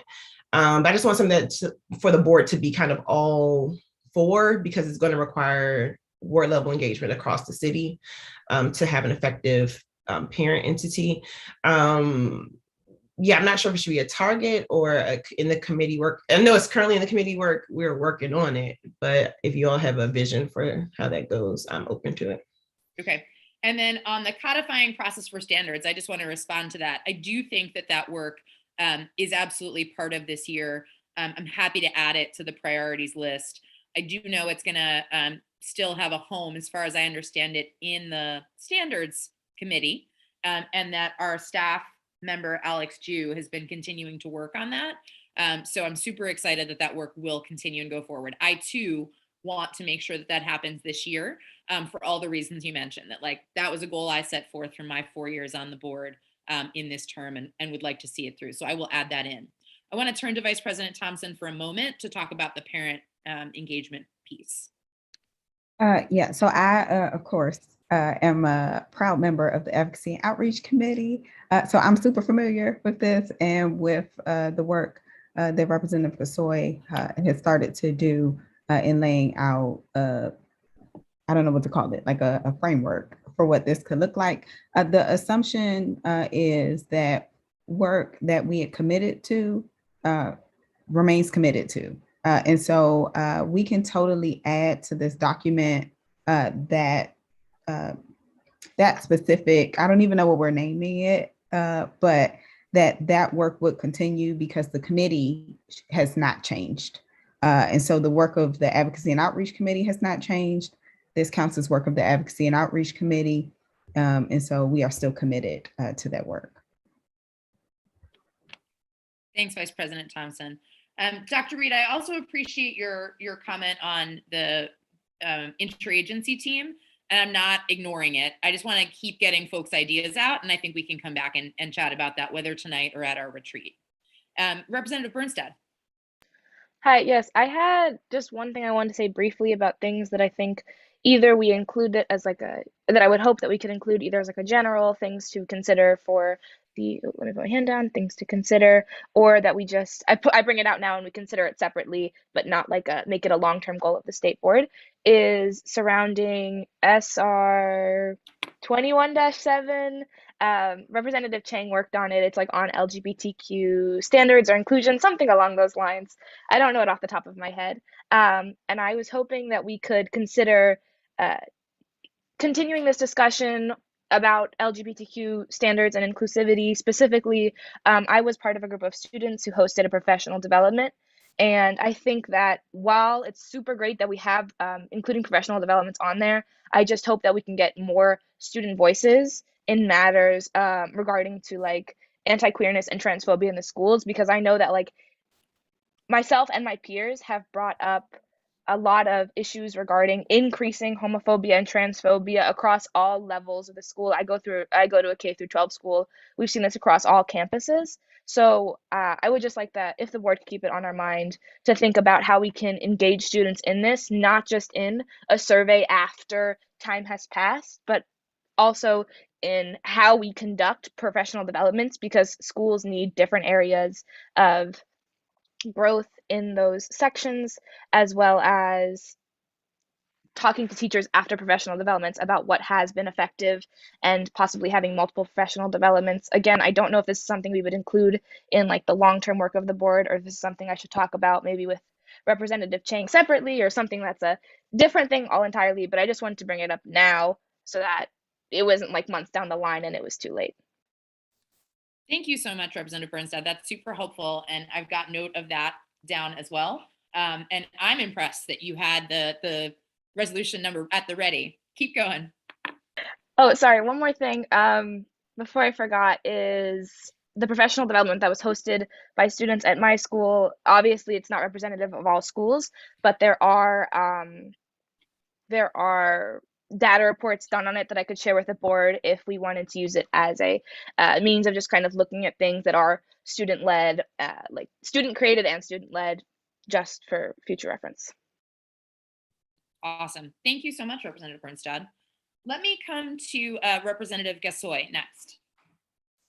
Thank you. And I'm really happy to be going after Representative Bernstad, because one of the things I wanted to talk about was how do we make it more systematic, the inclusion of student work and student out, I was really hoping that we could strengthen our partnership, or I'm being distracted.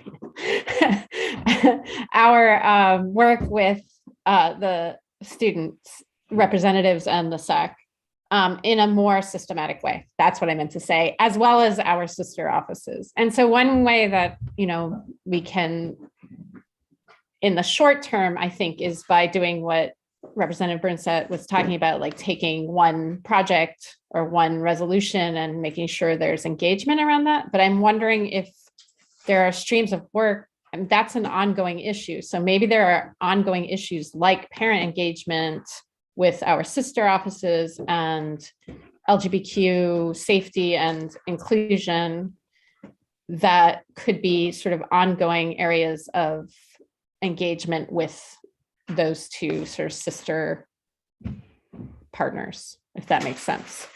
Yeah. My other question was sort of more about process right now. So I know I assume we're going to have substantive time during the retreat to talk about this as well. I have not had a lot of time to sort of digest this, pretty substantive document you've given us. So I am a slow processor. I definitely need time with it. So I guess I wanted to get a better sense from you, how much time we'll have, what we should bring up here, like what would be most productive here, if it's possible to do that.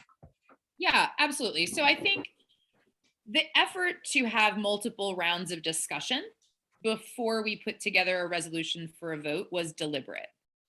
So tonight is the first chance that anyone is getting to sort of see and reflect on this outside of Representative Thompson, Vice President Thompson, and I. So tonight is, I would hope, a chance for clarifying questions, raising of issues, requests for additional things you'd like to see be added to priorities.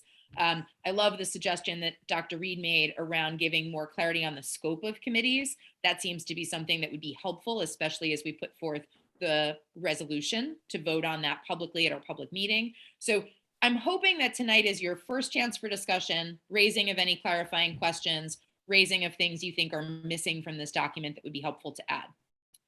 At the retreat, we'll have the chance for more substantive conversation, including having had time to reflect on what's in the document. So folks have it tonight, they'll have tomorrow. We gather at the retreat at 10 a.m. in person on Friday.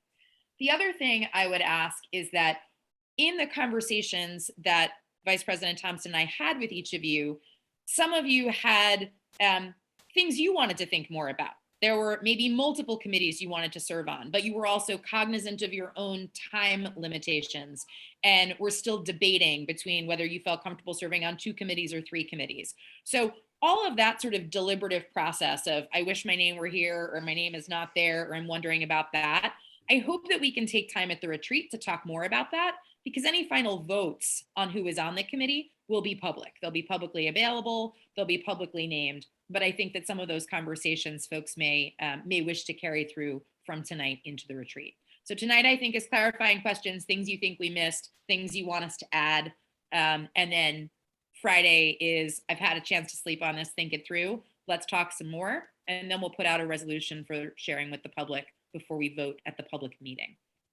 Vice President Thompson, do you want to add anything there? Yeah, so I am probably not a slow processor, I'm a bottom liner. So bottom line, here, it would be helpful if we could identify like big buckets of work that are missing. So like the question about the parent work, being clear about where that sits, super helpful. Priorities that might be missing, super helpful, because we totally want to get into the nitty gritty of it in the retreat. As President Sutter shared, it's not on accident that we want to have continued engagement around this. We literally are trying to think about what is the work that people want to get done, what is the capacity to do it, because it's not good enough just to say what we want to do. We also have to think about how we're going to get it done. So that would be my 2 cents and bottom line to what's helpful right now, with the invitation to continue to engage at the retreat. And you can also reach out to us. Is that helpful, Representative Gissoy? Okay, then I'm going to come to Representative Chang next. Thank you. The bottom line mindset. I have a similar question in that vein. I'm curious. So we're talking about engagement. I'm curious how our engagement is working relative to how it has in the past. So we're writing these emails. They're very comprehensive. Are people actually opening them? Are people receiving them? Do people respond to them? It takes us so much of our staff time. Is that staff time spent in a way that is most effective? I want to make sure that, especially around this question of engagement, we're being really thoughtful about what the goals are. Are we trying to get more feedback? Are we trying to get more diverse feedback? Are we trying to get more people with direct personal experience to give us very lived experience-based feedback? Is it just the number of people who show up to testify? How are we measuring the success of our engagement? And I think that leads us to very different ways to doing that right. And really want to be thoughtful about, and also looking at, the results of the past investments, what's worked and what hasn't. I want to flag that, Empower Ed has been making these short summary videos from the committee meetings. I've been watching them for the ones that I haven't been able to attend. I find that really helpful, right? Are there other ways in which we can actually communicate and get feedback beyond the text-based, mail that we sent out, and beyond the sort of 3-minute testimonies that we receive that accomplish one of those goals that we decide on? And a question for you, President Sutter and Vice President Thompson, is around budget, budgeting our staff time, research budget, the resources we have at hand. When does that get decided? It's a great question. So I think that there's a few things at stake. One, we have, and Mr. Hayworth, as I am still new to the administrative part of this, we just took a look at our budget and where we remain with funds. And we do have certain funds specifically for contracts that need to be expended quickly. So we need to talk about that and about how we will expend those funds. We then have budget season before we get our next budget amount and know a little bit more about what the next fiscal year budget will have. But one thing I think is critical is that the funds that remain to be spent, we need to move on them right away. And so I think that once we get clear on the scope of committees, who's on the committees and how they're aligned with the priorities, we can then do an ask for committees that would like to spend funds from our budget, do that request, describe how they'd like to spend them, and figure out how that times out with the funding that we have on hand now. One thing, and again, Mr. Hayworth, please correct me if I'm wrong, but in order to have a contract that can be issued and completed before the end of the fiscal year, we likely have to get it out the door in March. Is that accurate?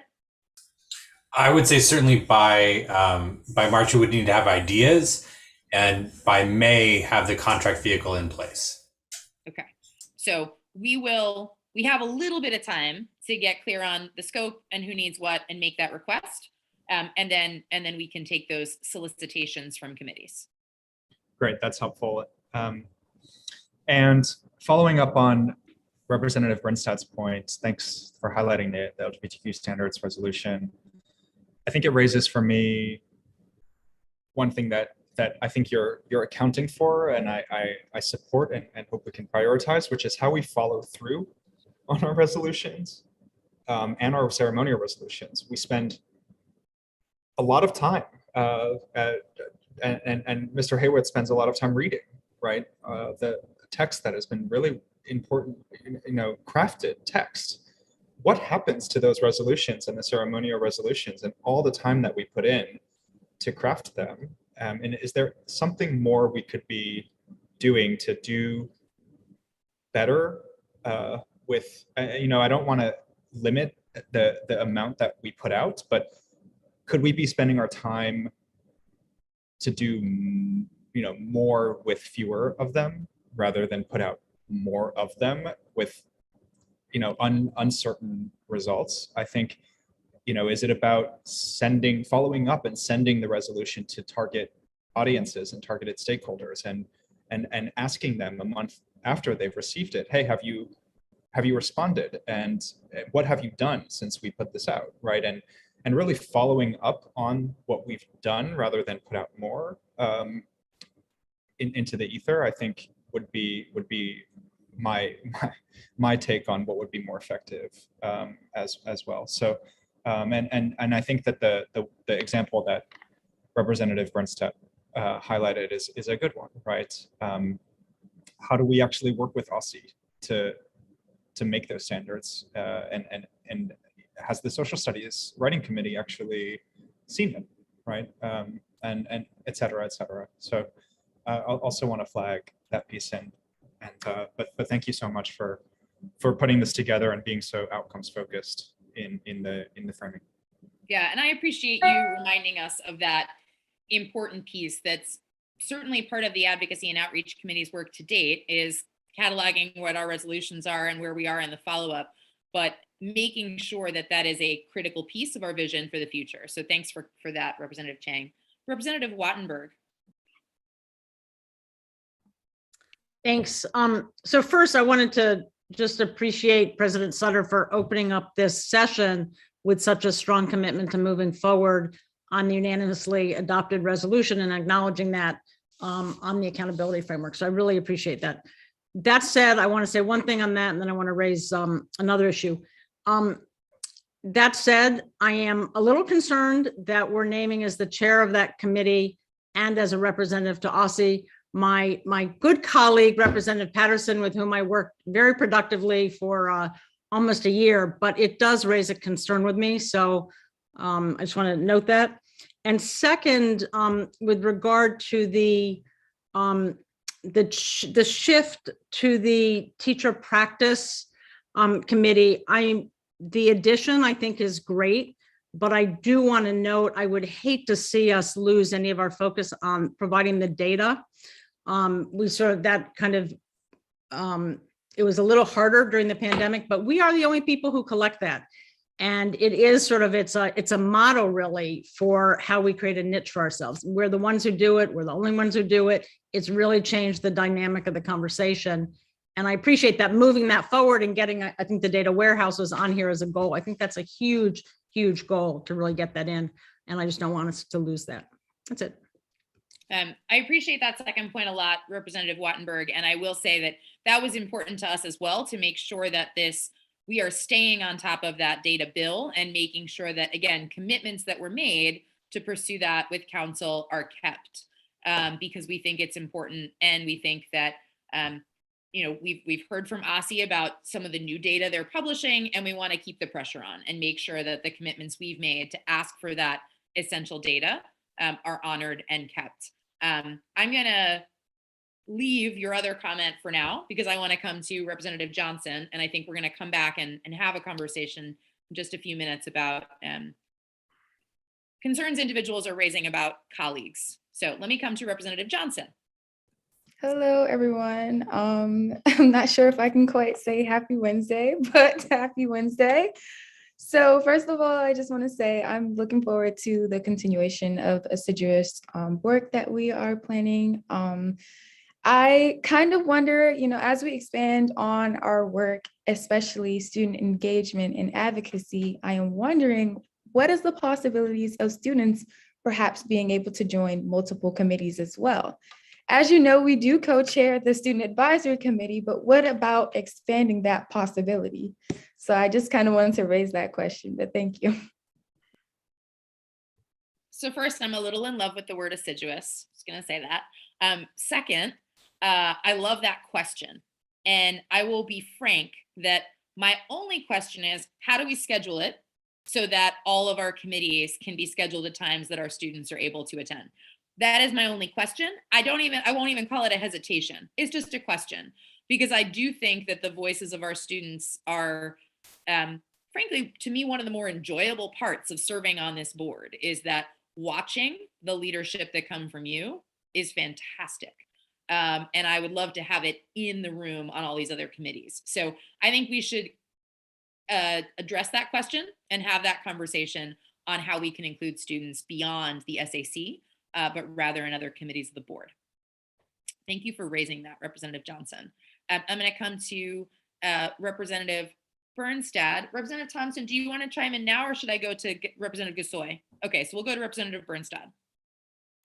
Hi again. I just had well, two things now, I guess, in regards to student engagement. First, I completely agree with Representative Johnson about like inquiries into if students or student representatives can sit on multiple committees and not just co-chair the SAC, which is a great committee and always, a resource. But I also just had one more thing in regards to student engagement that I think is great to think about, even if we don't make it officially like a standard that, or maybe that's not the right term, but a standard that the state board should focus on, is that, and I think the past few weeks have shown this, is students are really ready to mobilize and stand up for things. And this might be something that the Advocacy and Outreach Committee focuses on, which is just like, how do we make sure students know when resolutions are passed? Because if we want to be held accountable, one great way to do that, or like for following up on resolutions and ceremony resolutions and so on and so forth, is making sure students know about it. Because once students know about it, like I'm talking about a lot of the students in the district, not just student representatives or student advisory committees, they would be really ready to mobilize and kind of put pressure on other bodies to make sure that they follow through with the standards, which is just something I think we should keep in mind moving forward. Is obviously we want to work with following up through OSSE and other LEAs, but also students are ready to put pressure and mobilize, and we should just remember that. You're muted, President Sutter. Thank you. I said thank you, Representative Bernstad, and I noted that Dr. O'Leary was giving you a robust round of applause on his camera. So let me turn to Representative Gasoy. Again, I am so thrilled to follow Representative Bernstad, because I was going to say, well, first of all, and as well as Representative Lopez, thank you for bringing that up. And I meant to say before that I was going to suggest that we have a student rep on the ANA committee, the Accountability and Assessment Committee, to help with that work, because I think we do need student voice and perspectives and also advocacy related to that work. So that was something, and I did give President Sutter a heads up. I have like a idea for a way we might structure the ANA committee a little differently. And we can talk about that more at the retreat, obviously. But one of the ideas I had was to add a student rep to that committee and hopefully engage the SAC more with that work. Awesome. Thank you, Representative Gasoy. And I'm looking forward to both, reading through that proposal and then having the chance to discuss it with our colleagues at the retreat. So I want to turn to Vice President Thompson, but I just want to note that I'm eager to hear additional questions and concerns. I do want to make sure that as we think about any other questions or concerns we want to raise, we're just conscious of the fact that we all have a code of ethics that we are held to. And to the understanding I have, we're all in compliance with that code of ethics. So I'm just going to put that there, and then I'm going to turn to Vice President Thompson. Yeah, I really appreciate the feedback. I look forward to people processing more and kind of delving into this a little bit more at the retreat. Totally excited to take the conversation offline to talk about what the logistics of the student engagement look like. I know logistics aren't sexy, but I actually care much about process and logistics. So I'm looking forward to supporting that. I do, with regards to things that also fall into the not sexy category, to President Sutter's point, we do actually have bylaws and they maintain express provisions around conflict of interest. And so if it's helpful to dive into that at the retreat, we can totally do that. I do want to acknowledge that a conflict of interest is not the same as a point of disagreement. And so we should acknowledge that. I also look forward to talking about what it looks like to come up with a plan to see our commitments through. Because as President Sutter stated, the work is out of the committee.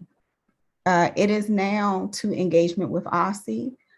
One of the reasons Representative Gasoy and Patterson were both chosen is because they've both been really involved in that work. And there's also an assumption that there will be engagement with the full board around this. That's why it's not going back into committee, because committee is a subset of the board.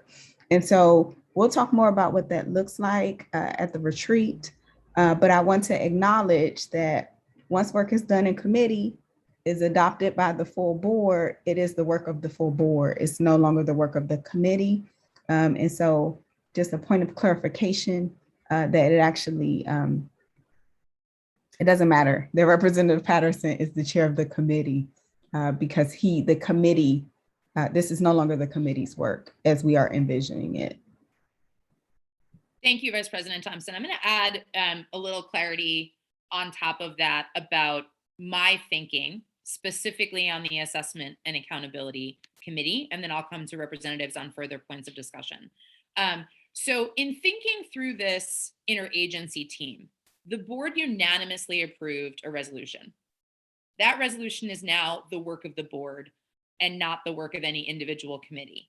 So the interagency team is taking that resolution endorsed by 100% of the board and saying to OSSE, what's our timeline? How do we do this? What are the questions? And any points of negotiation or question, that interagency team is going to have to come back to the board because this is the work of the board. The committee, though, has important research and engagement work to continue on. In that resolution, there were questions around, could we explore future assessment alternatives? We could leave that to OSSE. I'm not sure I would leave that entirely up to the agency. I would hope that the committee could continue to do research and engagement on alternatives to the park assessment. Similarly with climate, the committee had gathered a lot of research and data on different school climate tools, ones that seem to have solid research backing, ones that are already being used in our schools. Again, we could say to OSSE, tell us what you're going to do on school climate. The committee could also be working and researching on that. What are the climate tools that are available? How might this work? How have other states rolled it out? So I see there being important work that the committee continues to do, both on research and then engagement. What I think the interagency team is doing is working directly with OSSE on the timeline, calling the question, bringing that data and research back to them. And so for me, the differentiation between those things is, again, where the work gets done. The work is not being done in our main meetings. The work is being done in committee. The work is being done in the interagency teams, back to the board with any decision points, sharing out what happened in the committee, sharing out what happened in the interagency teams, so that it is publicly and transparently available to all members as well as to the members of the public. So I want to just be clear that that's my thinking, and it may not be, may not make sense to everyone, but it is how I think about it, that the work needs to be done in these groups, be shared out more broadly, and that there's no question in my mind that whatever debates and discussions the committee had last year, the board has voted on a resolution, and that is the resolution that is going forward. So I'll leave that there. I'm sure there'll be more discussion on it, but I wanted to add that in. Representative Wattenberg. Yeah, on a totally different question you raised earlier, and just again, this idea that the work gets done in the committees and the interagency groups and not at the public meetings. And I certainly agree without knowing any more that work gets done in committees and should. But I'm curious, is there something in particular that you think has been going on at the public meetings that you account as quote work that we shouldn't be doing at the public meetings? Because that I'm not clear on. Great question. So I don't think it's that there's been work that we shouldn't be doing at the public meetings. I think I'm conscious of the fact that our public meetings, especially during the pandemic period, have stretched to 3+ hours. Public engagement is key to our public meetings, right? We are the only body that people can come to every month and talk to us and get questions asked and answered. For that reason, I think we have to keep that as the focus of the public meeting. For the working session, we typically have a report out from OSSI on some initiative, or we are reporting out or discussing some body of work to be decided on at the public meeting that's already been done in the committee. So I want to just be mindful of our time and note that we're all already putting in hours every month into our committees, into our constituent services.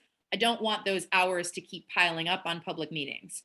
So I would be remiss if I didn't say one of my personal goals for the year is to keep our public meetings tight, both our working sessions and our public meetings, to keep them as tight as possible so that we do all that needs to be done, but we do not spend any more time in those meetings than we need to, freeing up time to do the work. So is part of that to say we shouldn't have public panels at the public meeting? I'm just trying to understand what we wouldn't do. No, again, I think that's the sharing. I think that's, we're hearing from the public, we're sharing out from the public. Our public panels are very rarely people we could hear from in other sessions, right? Like we have committee meetings at all sorts of times of the day. I'm not sure we could get all the same experts we can get when we invite them to a recorded public session of the State Board of Education. It's a different level of invitation, I think. My point is simply, Representative Wattenberg, that I want us to make sure that we are not in the public meeting or in the working session bringing things that could and should be done in the committee. Okay, thank you. Yep. Representative Gessoy. This was not my original question, but can you give an example of that? Because I actually am not clear on what you mean by that either. Like what, are there things that we have been doing during our public sessions that we could or should do during? May I jump in, example? President Sutter? I heard a priority of where things go, not a critique of what has happened. I think I'm not critiquing. Why are you? I'm sorry. What? Well, I'm confused. No worries. No, I'm saying that from President Sutter's remarks, I heard a prioritization of how meetings should be moving forward, not a critique of how meetings have been run. And I hear your question as what is it that we need to take out from our past work? Maybe I am completely confused because that's what I thought you're saying. There are things that we shouldn't discuss at public meetings that. Let me offer an example that I think will be helpful. There have been times that we have discussed the development of a resolution at length in a working session.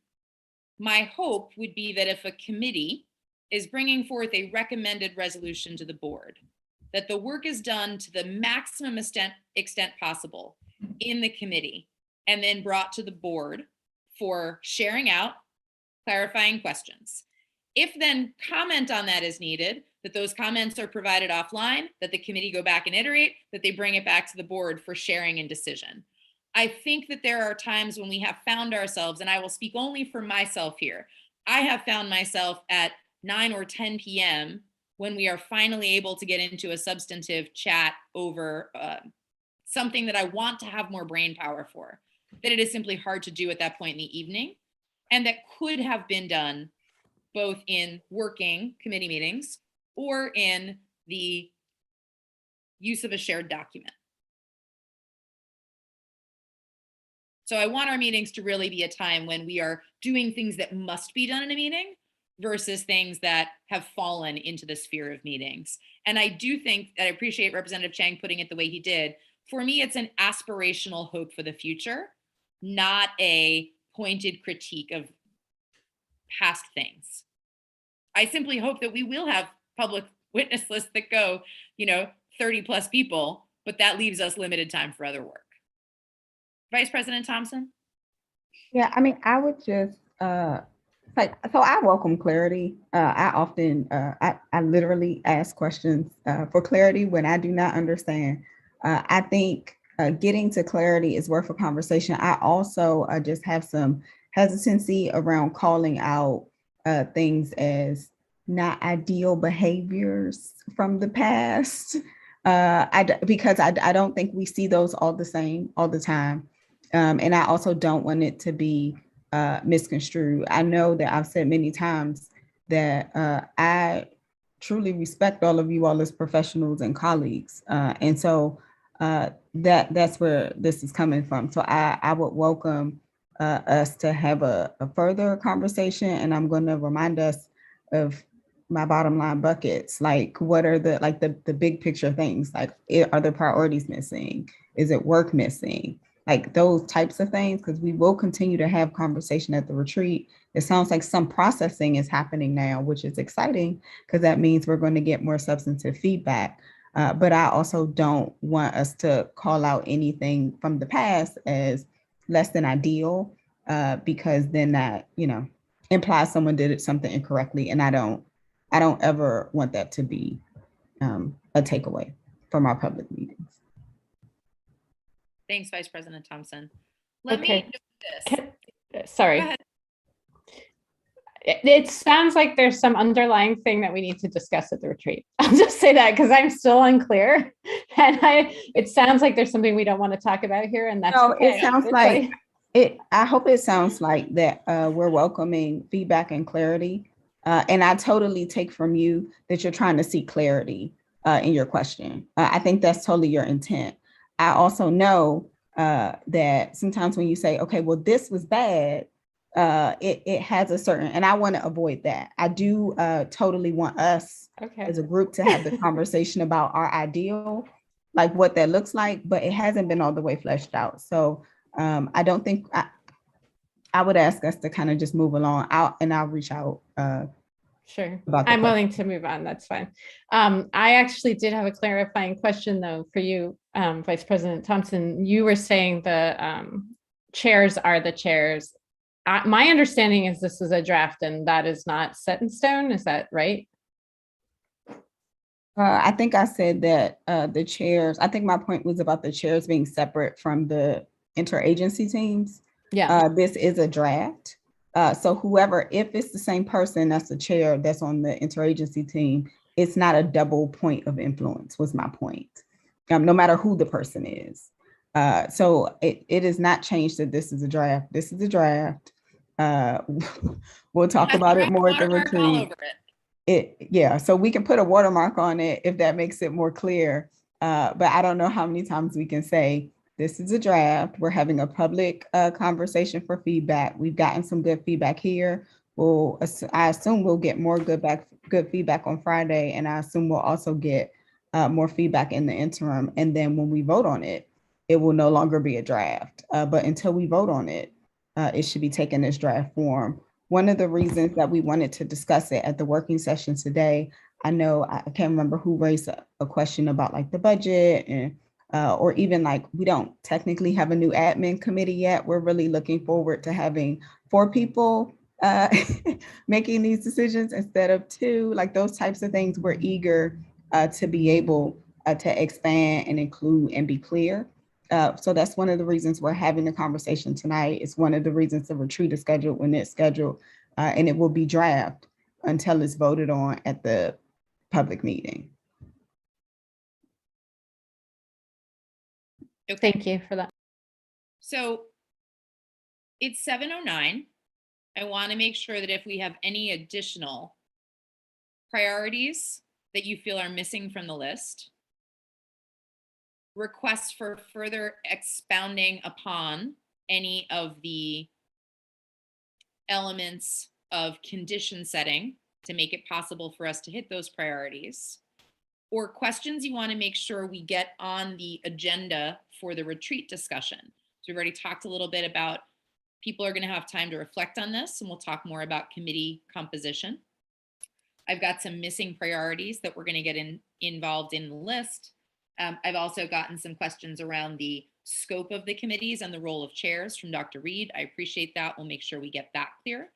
And then the question from Representative Chang about a clear explanation of what will happen after the committees are voted on in terms of setting their priorities, being able to request access to funds to do their priorities, to do any research, et cetera.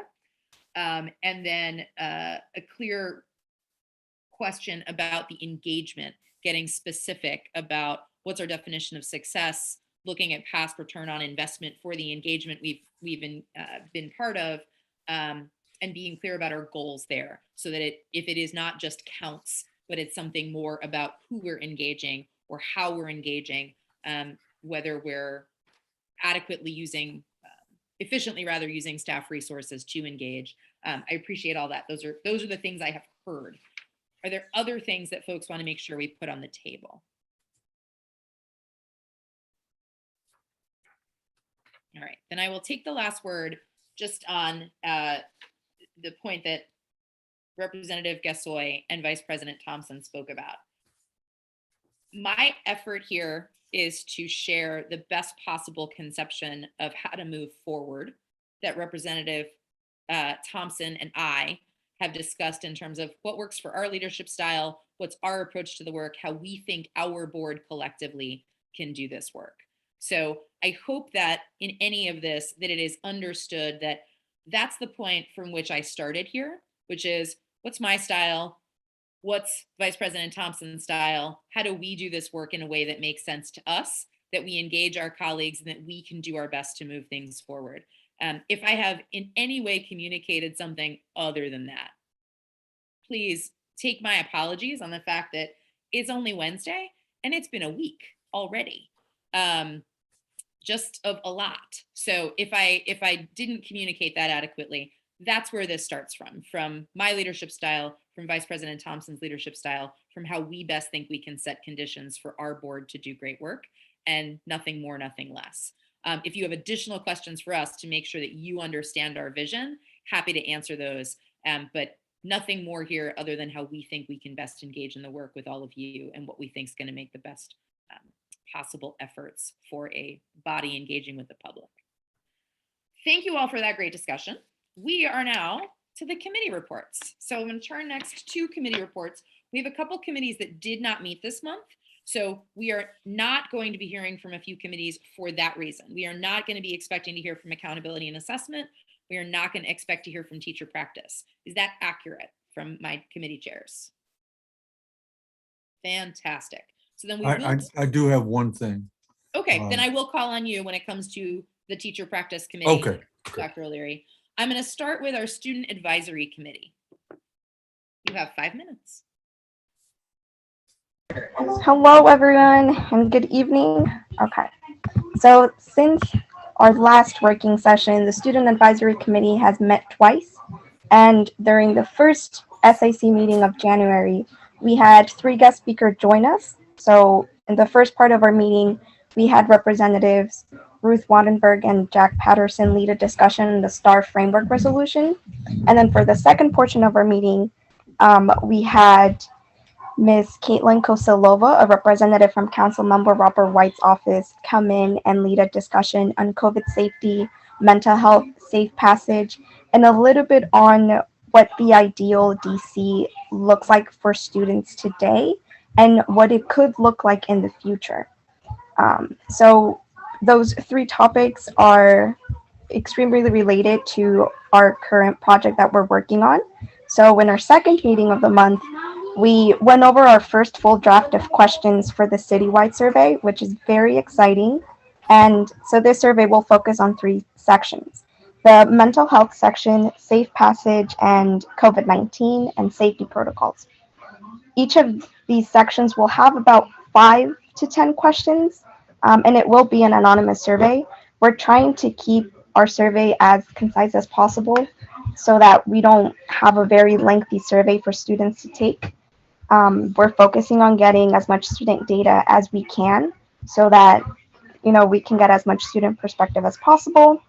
And to get a sense of where this survey's data is coming from, we've decided to add some demographic questions at the beginning of our survey, such as what grade are you in, what school do you go to, what ward do you live in, and questions around that topic. And then as a whole, the committee has decided that the survey will be sent out around to the third week of this month, February, and it will be open for at least a month. And if we decide that we could possibly need more engagement with the survey, then we could extend it for 2 weeks or as needed. And then additionally, one last thing, we've begun to do some small SAC recruitment. So we've had several new members join our last meetings, and a smaller portion that has been added to our meetings are we're doing regular announcements at the beginning of the meetings about community service, internships, and enrichment opportunities so that we provide our members with an opportunity to keep engaging with their communities. Thank you. Thank you so much, Representative Lopez. I am particularly excited about this student survey. Are there questions from any members about this? Dr. O'Leary?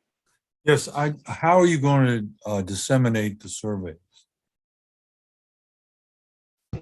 Thank you for that question. So we're planning, last meeting, we started to make a list of possible people that we can reach out to. So that could be, if we're really close to one of our counselors, then we can reach out to our counselors and say, we're working on this survey and we would like some help so that we can distribute it to our students.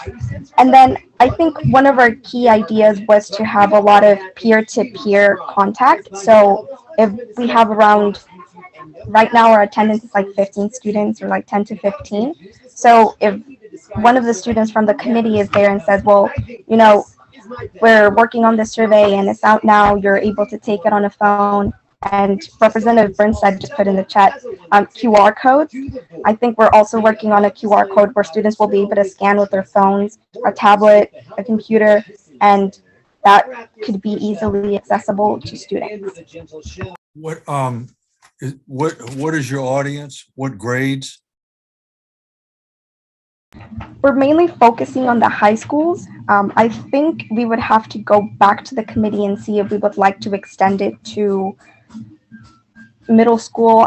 I don't think we're really focusing on elementary schools. We're just focused on high school for now. No, I was just asking because we have quite a few high schools charters, and we only have 2 public high schools in the ward, but we have several charter high schools too, and I'd like to get as much information to those schools as possible. Thank you. Thank you. Thanks, Dr. O'Leary, and thank you again, Representative Lopez. Super excited for the work ahead. Moving on to the admin committee. So this is a report from the previous admin committee, as the new admin committee will not meet until February 9th. Yes, the last report from last year.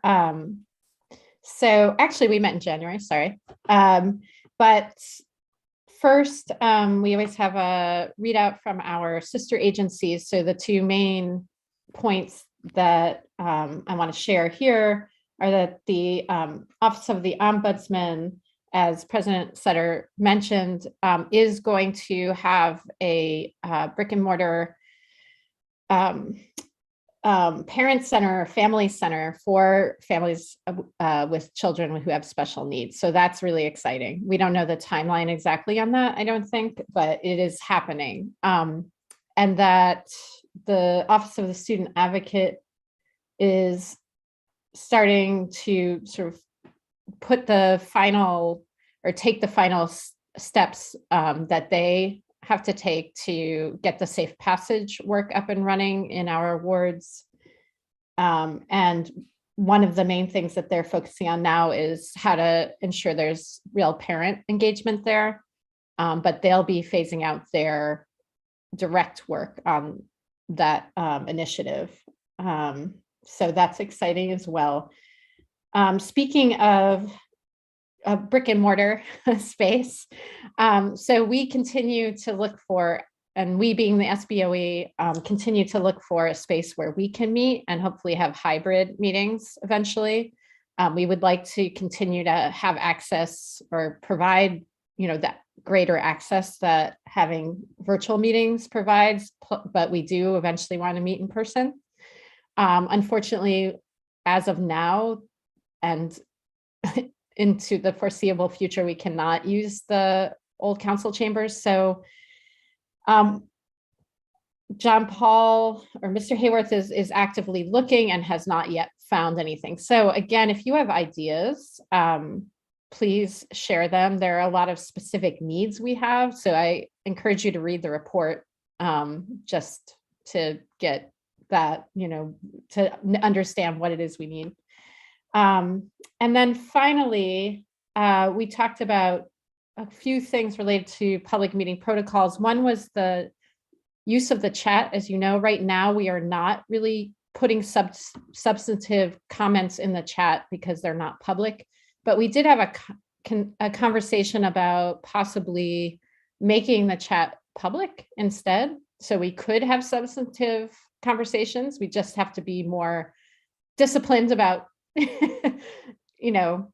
the kinds of things we put in the chat because it would be public. So that's just something I want to put out there that's, I think, a conversation worth having, because I think when we do have public comment and we want folks to be able to finish their thought or questions are asked, that's actually valuable. So that was just something that came up. And then finally, related to public meetings, again, there was a question about whether public witnesses should be able to have a substitute. So whether they should be able to have somebody read their testimony in their place. And we know this is something that some committees on the council allow and some don't. So that's, again, still something for conversation. And that's it. Thanks, Representative Gussoy. That was a hopeful and thorough overview. And Vice President Thompson and I had the chance to chat about a few of those things with Mr. Hayworth.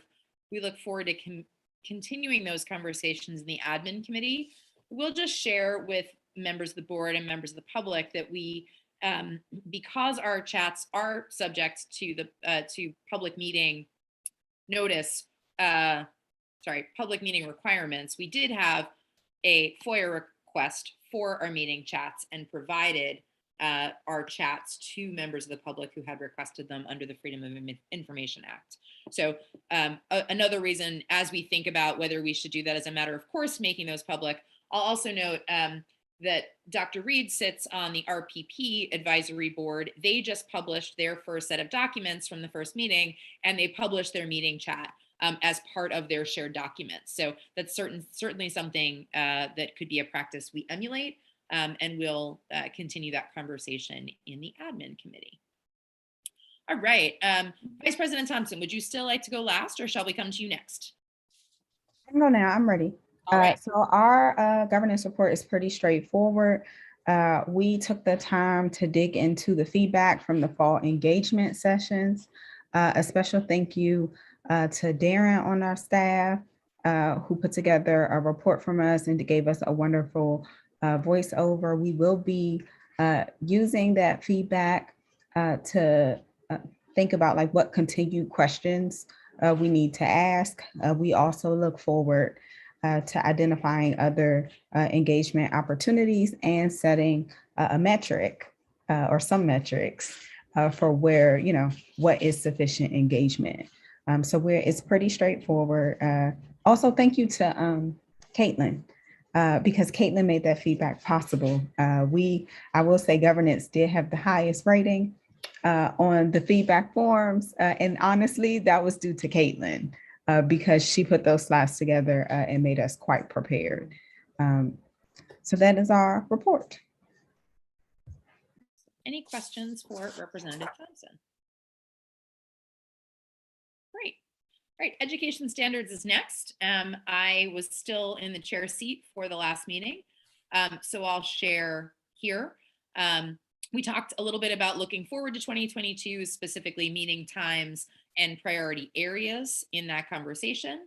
Giselle also shared a wonderful report that she had pulled together on the codification of review and revision processes for academic standards in other states.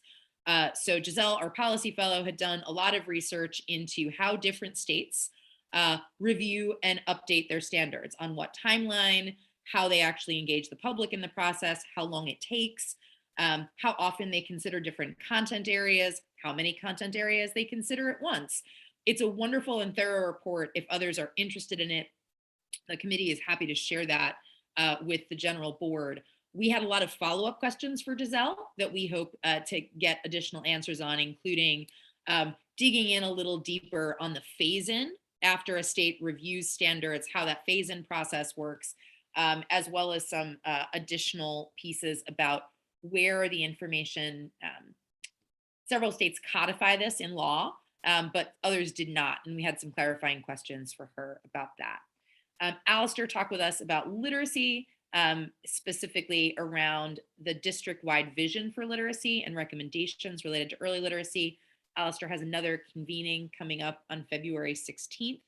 I said I would have more detailed information about the social studies standards by tonight, and I do. The writing committee leads met last night with the new consulting firm that has been identified to support the revisions to the elementary standards, as well as the alignment with the middle and high school standards before they are available for public comment. The consulting firm that was identified as Opportunity Consulting, they led a discussion last night with the writing committee, settled on a date of March 14th, by which the public draft will be available for review and comment. They are working through a couple of questions around the current draft standards, the alignment to our guiding principles, the feedback that was received from the CISAC and the board members, and general alignment to make sure that there is a clear through line from the elementary standards to the middle school standards to the high school standards. One thing that was raised last night that I also think is worth sharing with the board, besides that March 14th date, is there was a reminder discussion last night that the high school courses will not change, but that in the current draft of the standards, the courses are named as courses rather than as grade levels. So in the old DC standards, we had 9th grade, 10th grade, 11th grade, 12th grade standards. In the current revised draft, the standards are named US History, World History 1, World History 2, DC History, Civics and Government, partly in the acknowledgement that students take these courses at different points in their high school career, and it may not be aligned cleanly to the grades. So the high school courses are named after the content, where the elementary to middle school grades are named after the grade band. As that work continues to develop, we'll have more updates on that. And I think that's that. Anything from committee members that I forgot? Representative Wattenberg. That's great that it's moving forward. One thing I wanted to request was that if the new consultants have those different documents to look at, that they also explicitly get a copy of the State Board of Ed resolution, because that has some ideas from us. I just want to make sure they're always part of the discussion. And absolutely, I appreciate that call out, Representative Wattenberg. I will double check with Dr. Gibson at OSSI to make sure that's been conveyed. I know they're using the same OSSI sharing site that they were using with the prior consultant, and that information was in there. So I'll just double check that it's still there, but I know that all that material has been transferred over. thank you. Great. Okay, that concludes the Ed Standards Committee report then. Moving on, I think we next come to teacher practice. Dr. O'Leary, you're on mute.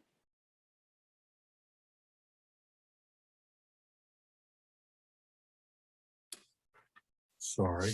Now we can hear you. We have been trying to get together a group of university people to talk about the Grow Your Own programs for teachers.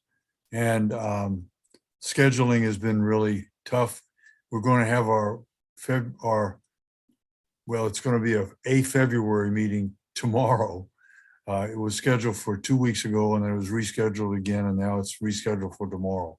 And tomorrow we will meet with Georgetown and UDC's education departments about grow your own programs, about the programs at the schools.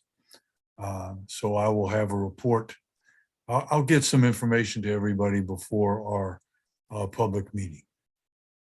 And hopefully we're going to meet again in February. Thank you, Dr. O'Leary. All right, next up, we have outreach and advocacy. All right, so the Outreach and Advocacy Committee met on January 21st. Representative Gazoy, Representative O'Leary, Representative Vice President Thompson, and myself, we were all present. What do we have here? So we reviewed testimony from the January public meeting. Most of the public comment was related to proposed recommendations for using the STAR framework. There was also testimony related to the DCIAA support for CHESS and clear matrix related to the COVID-19 response in schools. We discussed processes the leadership team could engage in to support lifting member questions to leaders of DC. Oh, okay. I'm gonna just start reading. I'm gonna talk about it. So we basically processed all the information about star rating. There were 2 unique testimonies, one related to CHESS, and the other was related to clear matrix related to COVID-19 responses.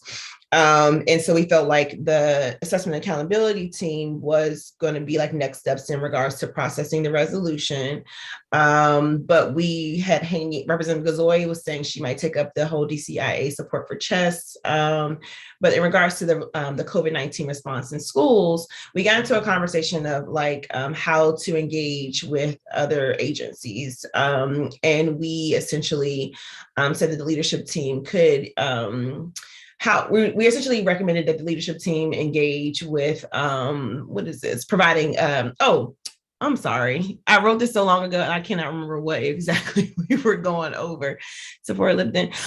Members. Okay, support lifting member questions to leaders of DC agencies. So basically bringing it to leadership, and Representative Thompson was there about when we have a question to other DC agencies, how is that process? How do we engage with OSSI? Should we get more clarity from the superintendent about how she wants to be engaged? We do know that we don't have an oversight role, but we do have constituents who hold ourselves accountable and also pays a lot of these folks' salaries. So we're trying to balance that out. Staff actually asked to do 2 great presentations, and they provided information on our fall engagement sessions, and I encourage any folks to read those reports with the feedback that we got from those sessions. We also they discussed, of course, phone calls to the board are up, which is exciting. The staff went over certain themes, and we were just discussing how to basically move forward with some of those calls. Let me see. Committee members discuss solutions in response to the fall engagement. We could do survey or make sure we collect survey data before leaving a session. Considering a virtual engagement option, that was something that I saw parents who cannot attend in person ask for. Can we do this virtually? And maybe breakout rooms or something? How do we balance maybe experts and member opinions in our sessions? And then exploring ways to make sessions more interactive. So that was the feedback from the fall engagement from staff. Thank you, staff members. Solutions related to processing of calls included support related to privacy issues, mental well-being of callers, feedback loops or referrals to the Office of the Ombudsman or the Student Advocate, and then mandated reporting.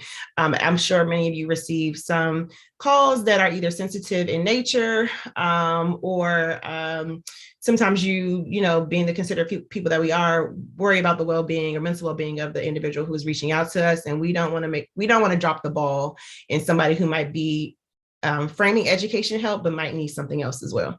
And I'll leave that at there. And then, of course, the work will continue with organizing the parent council meetings with Representative Gazoy.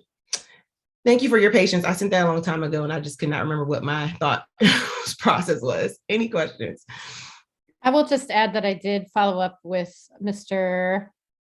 dropping his name, I think it's Bennett, about the chess clubs. And I suggested, after going back over his testimony, one of the things that I found most intriguing in there was he talked about how students, actually, there's no age limit on who can run a chess club in practice club, basically, to get ready for these competitions. And so I just suggested to him that he write a proposal to us, or what that might look like, and if there are, how many adult staff would be needed. So that's just something I'm waiting for from him. Just wanted to give you an update. Appreciate that. And that is our time. Thank you both very much. All right, we are now on to, goodness gracious, I've lost my agenda here. External committees. So one of the other things Vice President Thompson and I were looking at are the various external committees on which members sit. So we know we have a number of folks on the Everyday Counts Task Force and its various subcommittees. We have folks on the Washington area boards of education board. We have folks on a board related to children of military. We have two, cannot speak tonight. Vice President Thompson and I both serve on NASB committees, the Public Education Positions Committee for Vice President Thompson, the Government Affairs Committee for me. Dr. Reed is serving on the RPP Advisory Board.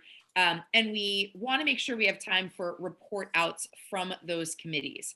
So if you have a report out from your committee and would like to share that, we'd love to hear that tonight. We'll also be reaching out on that front to find out whether folks want to maintain their external committee positions, or if they would like us to find someone else to sit in that role. We've already heard that clearly from a few folks, but we'll be double checking that for all of the existing committees. So if you are on an external committee and would like to report out, please go ahead and raise your hand and we'll go through and call on folks.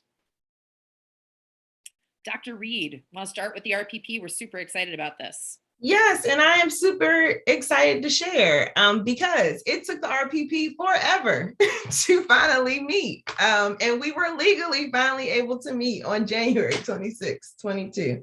So the meeting began with, it's 21 fabulous people who are appointed either from council folks or Chairman Mendelson, or from the mayor.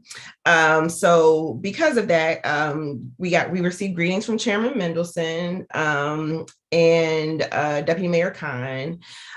Each member did intros and talked about what they were hoping for. So even if you just want to go back and listen to those 16 minutes to get an introduction of who sits on that body and what they're looking forward to, that I highly recommend that. The rest of the meeting was very administrative in process because I think they're trying to stand up the constructs of the RPP Research Practice Partnership as soon as possible.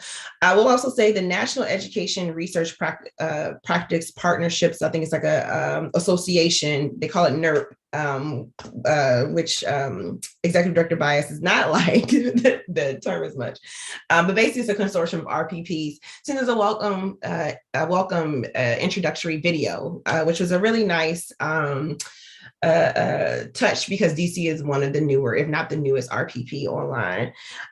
So we discussed our values, which were just put together by the folks who do more of the research arm. So our research partners put together values and what will guide our work. And I believe we haven't accepted them, but I feel like they're just going to be adopted with unanimous consent.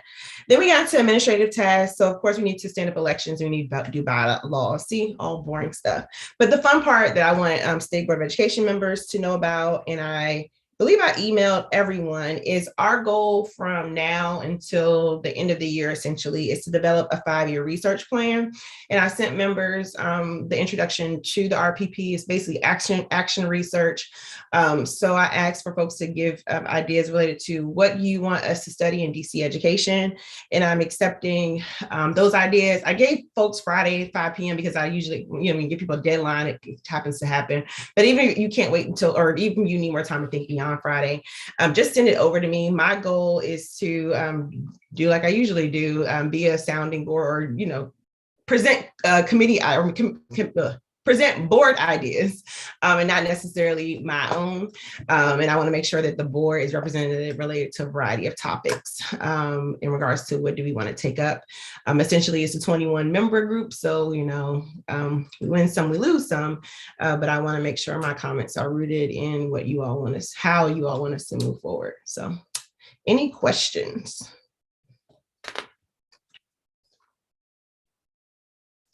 Great, and thanks again for entrusting me to sit with these folks to talk about research in DC. Looking forward to it.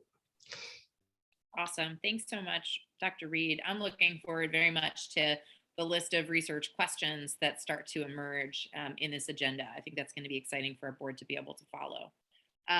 Others who serve on external committees who have reports out.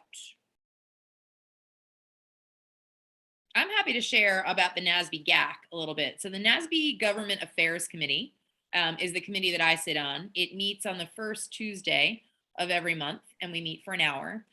Just by way of sort of the process, we have a readout that comes from a basically congressional advisor who reports to NASB on what's happening in Congress, what bills are under consideration, what are the potential impacts on education, what should state board members be aware of, and what's on the docket. And then we go into anything from the Department of Ed or the Supreme Court, other elements related to education, what might be of interest to members of state boards of education. And then we get updates from the states who participate. I will say that to date, the number of states present at the Government Affairs Committee has been small. We regularly have representation from Connecticut, from Delaware, from Maine. We typically have folks from Michigan and from North Carolina, as well as DC. So we got some really interesting insights from those states, but we don't have sort of a breadth of representation from all the states. So that's always been interesting. And I love to chime in with, how our little state is different than our companions here in the NASB world.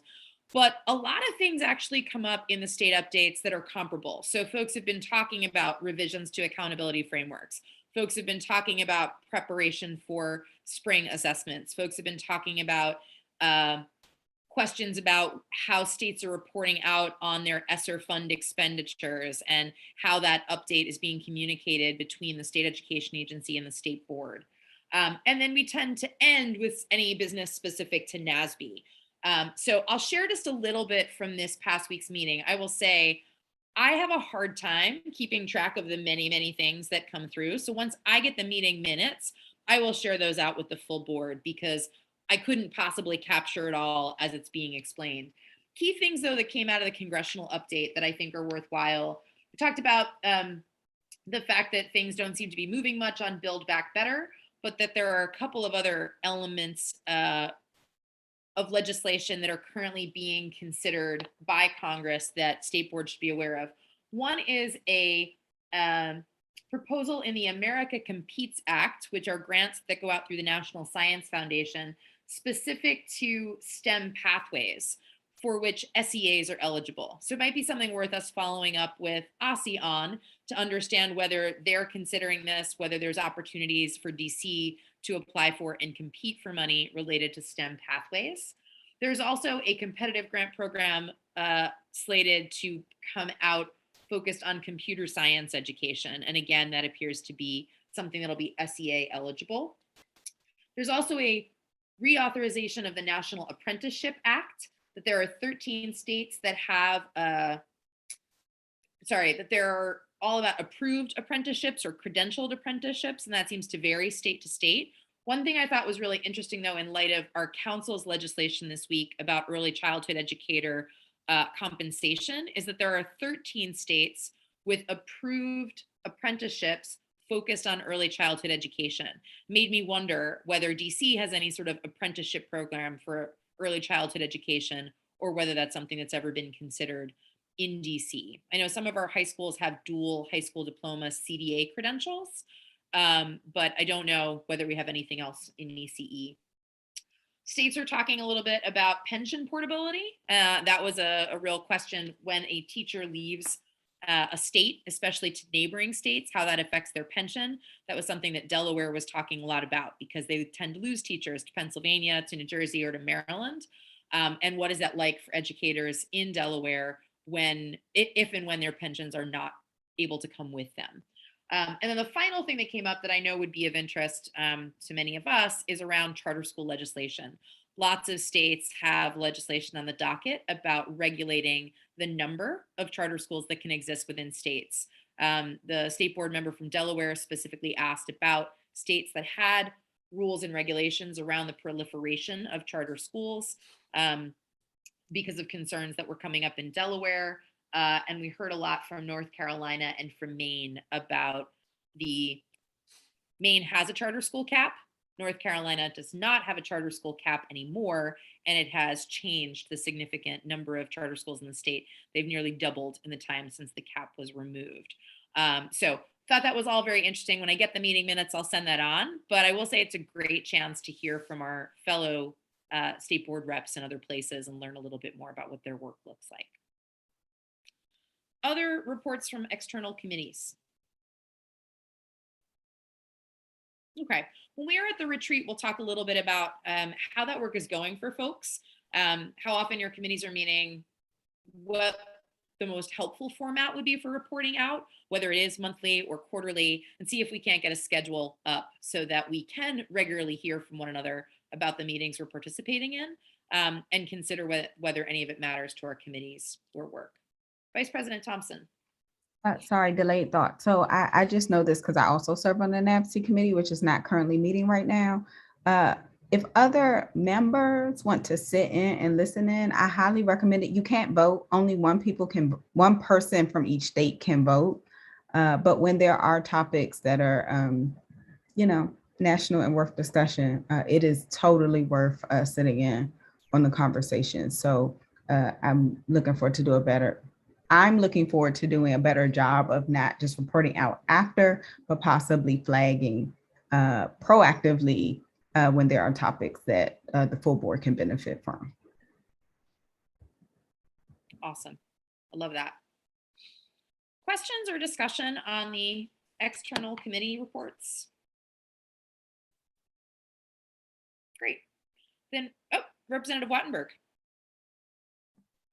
Just a quick question. When you have votes on controversial positions, how does that play? How does that work?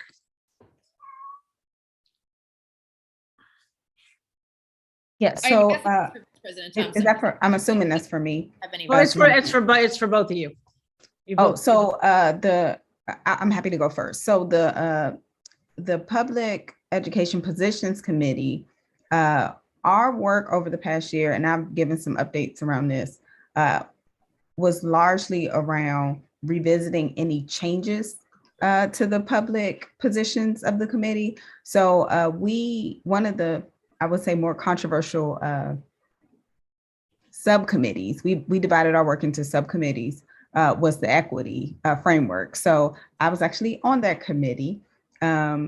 Typically, we get the work done in committees. There's a lot of line edits. It's mostly done in writing, quite honestly, so we can track it. And then we have used meetings to introduce one topic at a time to verify any additions or changes. And then we kind of vote piece by piece, which is super helpful. And so we largely have been doing the work in subcommittees. And when things cannot be, not everything has to be adopted unanimously, but we do our best to adopt language that is reflective of the spirit of things, given the letter of different states' provisions are going to differ. Those public education positions are also voted on by the full delegate assembly at the end of the year. And so I was the delegate from DC this year. So every state technically does get to weigh in. But honestly, most of the changes literally happen like line by line. And that's been most successful for us. So Representative Wattenberg, in terms of the gap, I will say that I have not been present for any votes on positions or letters that we have taken up. So I don't have any sense of how often that even happens. I will say, and I'd love to have Mr. Hayworth weigh in on this. One thing that gets discussed a lot at the GAC is the legislative conference, which I know matters a lot for states that have senators and representatives in DC, where they come to DC for this legislative conference, have the chance to meet with members of Congress and their staff to talk about issues of importance in their state. Has DC participated in that? How would that work for us? Is that something we should be thinking about? Or should we focus our energy on the NASB annual conference and thinking about ways we engage with NASB? That is a fantastic question. So yes, a member should absolutely be checking out the agenda for the NASB Legislative Conference, because there is more than just doing the outreach and advocacy to members of Congress. There's a lot of really great professional development opportunities that are available, and it's here in DC. And so you don't have to travel for it like most of the other states have to. So it will be downtown at one of the hotels, and it'll be a really great opportunity. The one thing I will note is that it does also happen to be during performance oversight times, which are challenging for me. Presidents that are, if it's all right, I actually do have my reports on external committees, so I could do that real quickly if that's all right too. I would love that. Thank you. So first I wanted to talk, I'll go ahead and talk about NASB, because as members know, I was elected as president of the National Council of State Board of Education Executives by my peers. And so I am also now sitting on NASB's board again. And so that work has been ongoing. We just had our board meeting for NASB last week, and we got some really great reports from President the chair of NASB's board is Janet Cannon from Utah.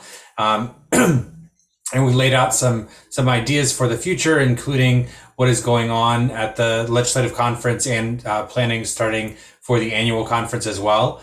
As part of my responsibilities for the NASB board, I've also been appointed as co-chair of NASB's new DEI planning committee. And so I'm working with colleagues in Iowa, Indiana, Texas, and Arizona to develop a plan of action for NASB related to DEI activities, including internal and external work. And I'm pretty excited about that. We'll be presenting that to the full board of NASB in March at the legislative conference, where there was a board meeting on that Sunday preceding the conference.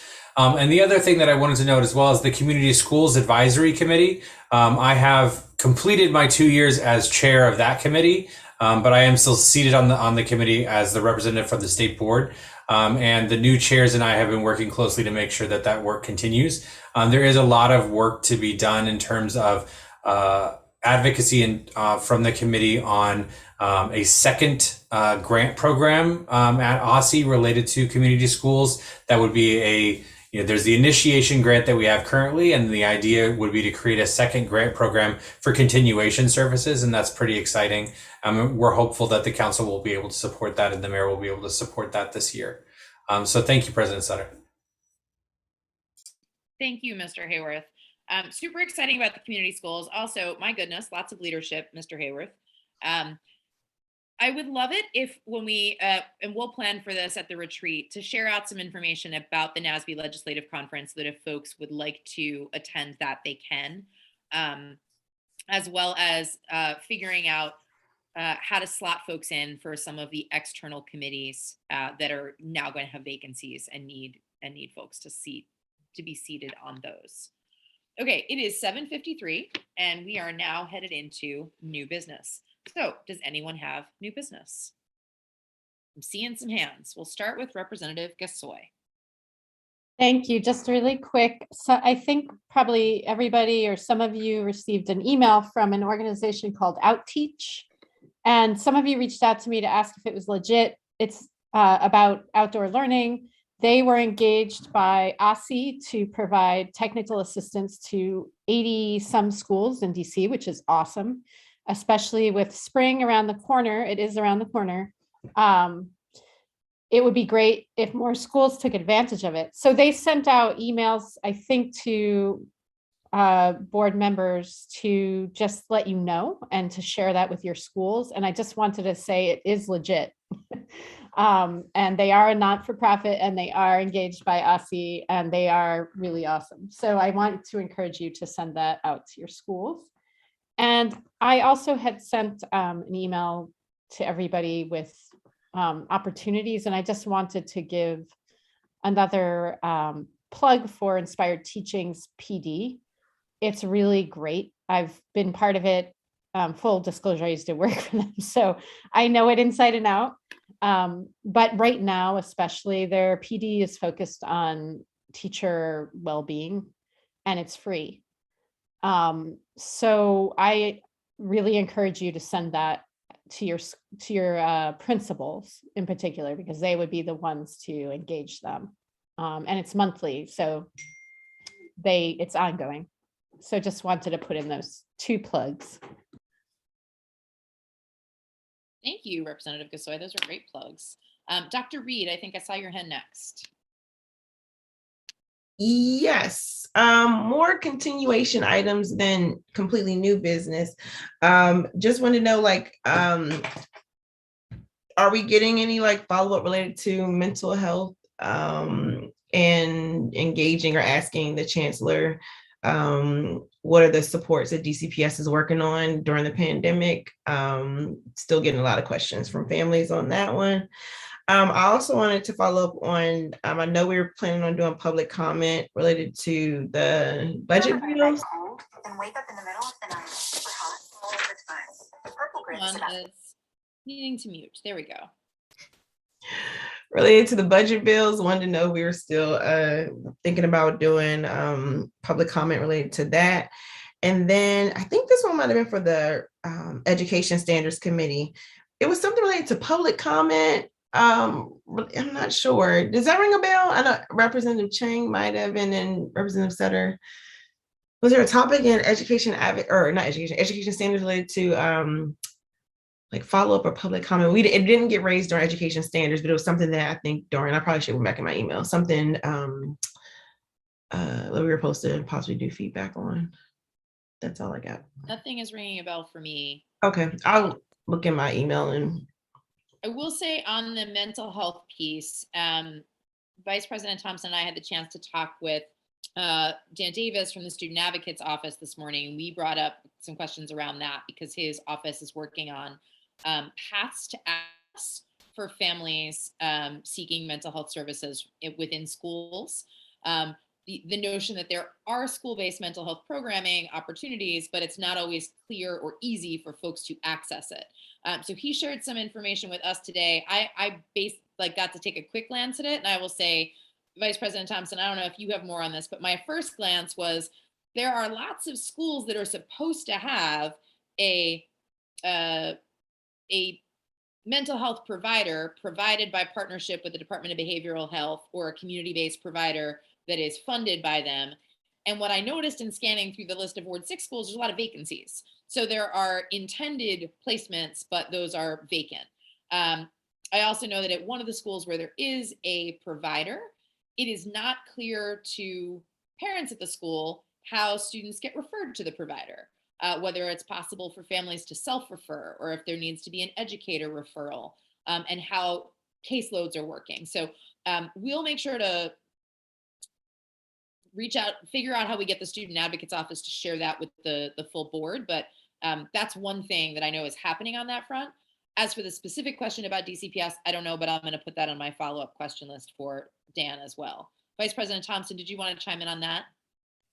No, I was just going to add that literally we are, I guess, of one mind. We literally had that conversation this morning. And one of the things we talked about, which I'm sure we'll discuss a little bit more at the retreat, is like, what are some of the opportunities just to better integrate the other offices in like some of these follow-up items so we can kind of streamline and get information. So looking forward to following up on that, but it is in the works. Thanks, Vice President Thompson. And then Representative Reed, I just want to say this was the follow-up the email was pointing to. Is this about the mental health piece?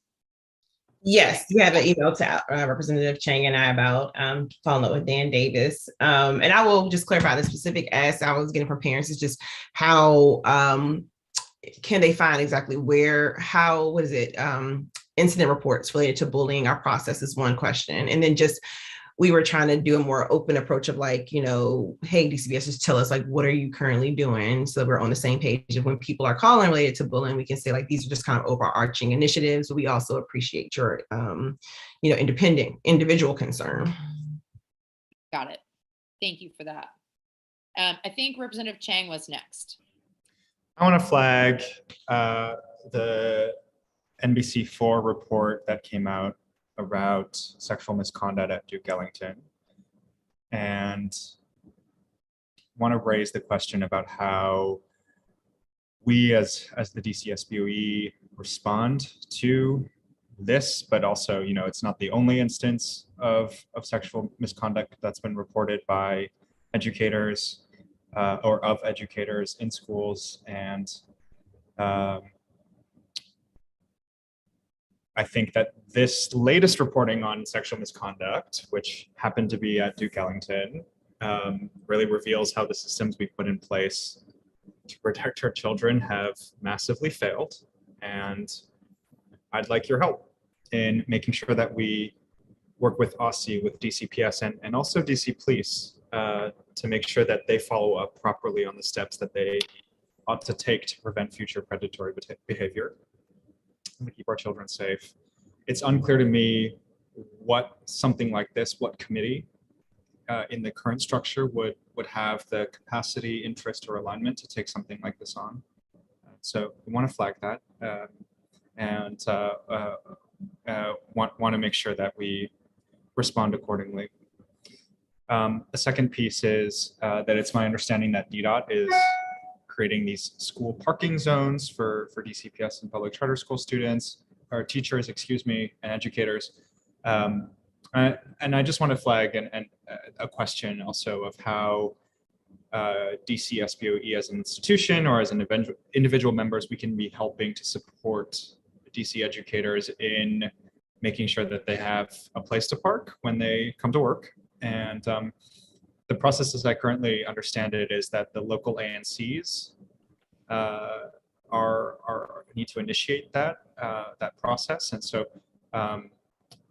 would love to see us as the board and as board members working to support our schools in building and managing those ANC relationships.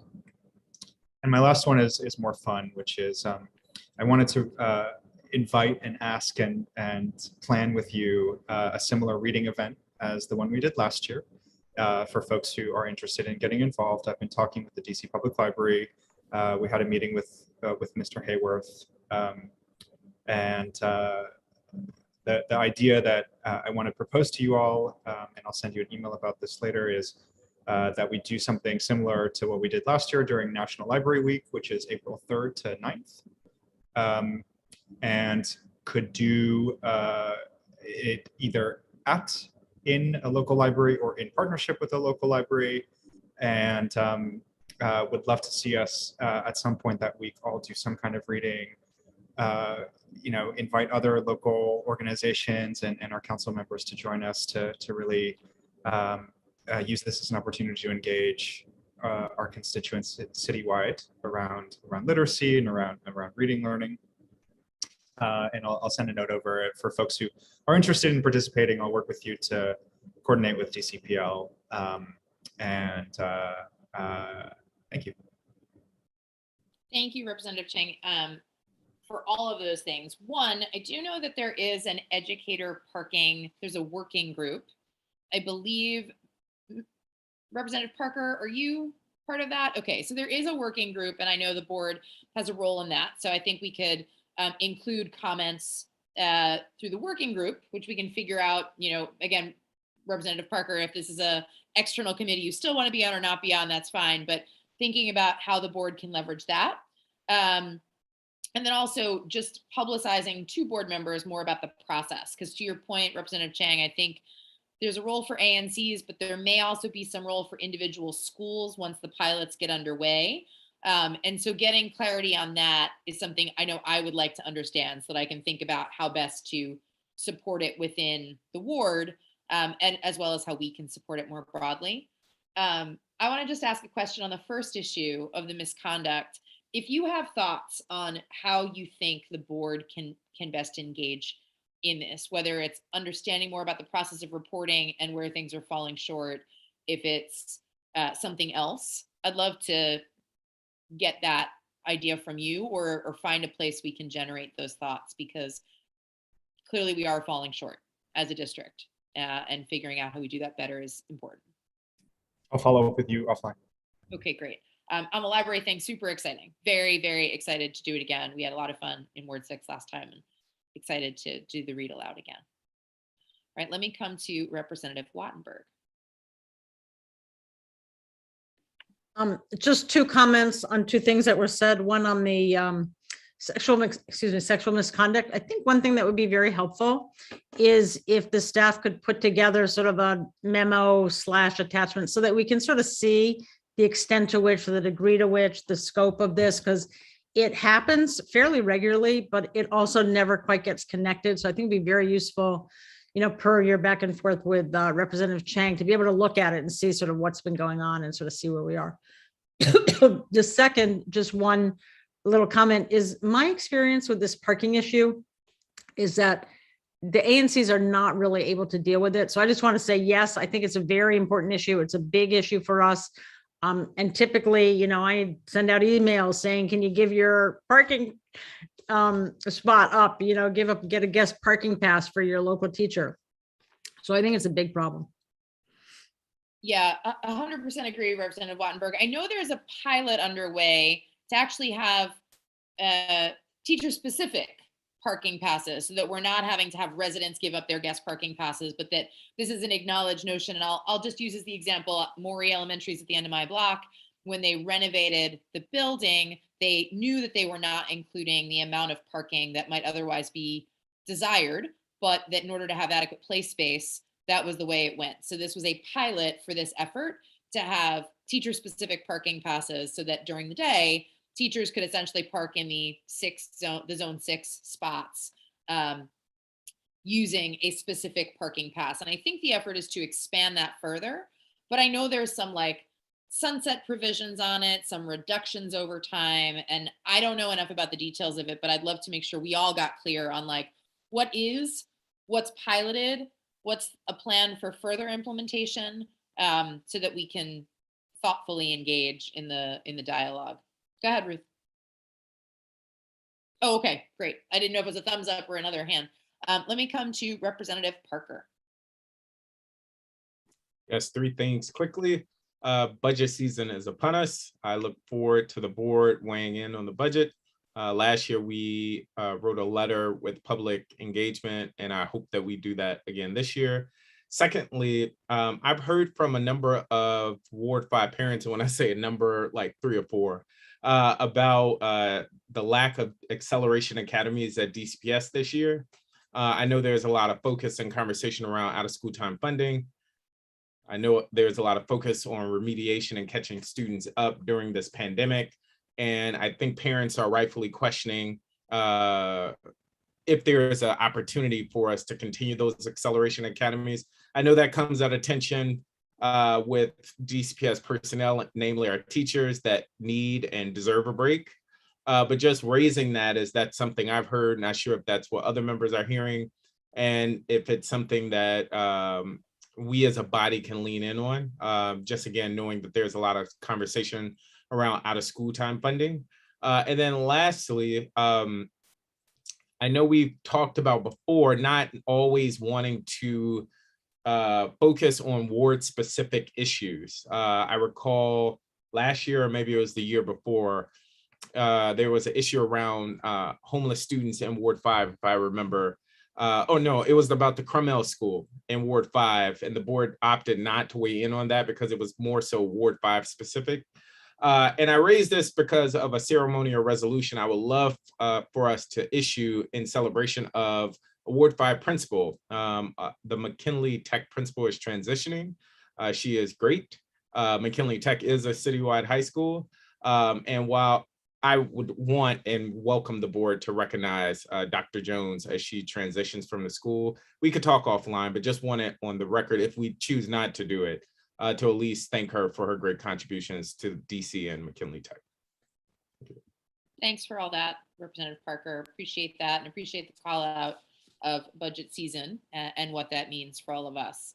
More on that in a few. Representative Vice President Thompson. Let me organize my thoughts. So perfect time for a commercial for our next public meeting. We're having a panel about the budget. So looking forward to that.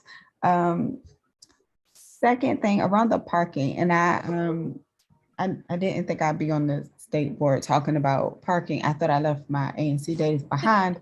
But one of my constituents is actually a principal in your ward, Representative Chang, and she reached out to me about parking. I think that was 2 nights ago. And so we went down this whole rabbit hole of the parking working group. And I actually suggested that she connect with you and Councilmember Pinto about this. So it's actually a citywide school. So she is my constituent in Ward 7. The school's in Ward 2. It's a citywide school, Stevens, which has probably the worst parking constraints of anyone. And I just, I know teacher life. They got stuff. They're not trying to be on the metro and hiking from Farragut West or wherever. So I'm really hoping to find some support for her around that. And this parking group seems like a pretty awesome solution because they are piloting some things. So I'll be watching that. Third thing, and I like happy things. I need some joy. It is Black History Month. And so I am trying something new. We often talk about in my community how we don't hear enough good things about what our young people are doing.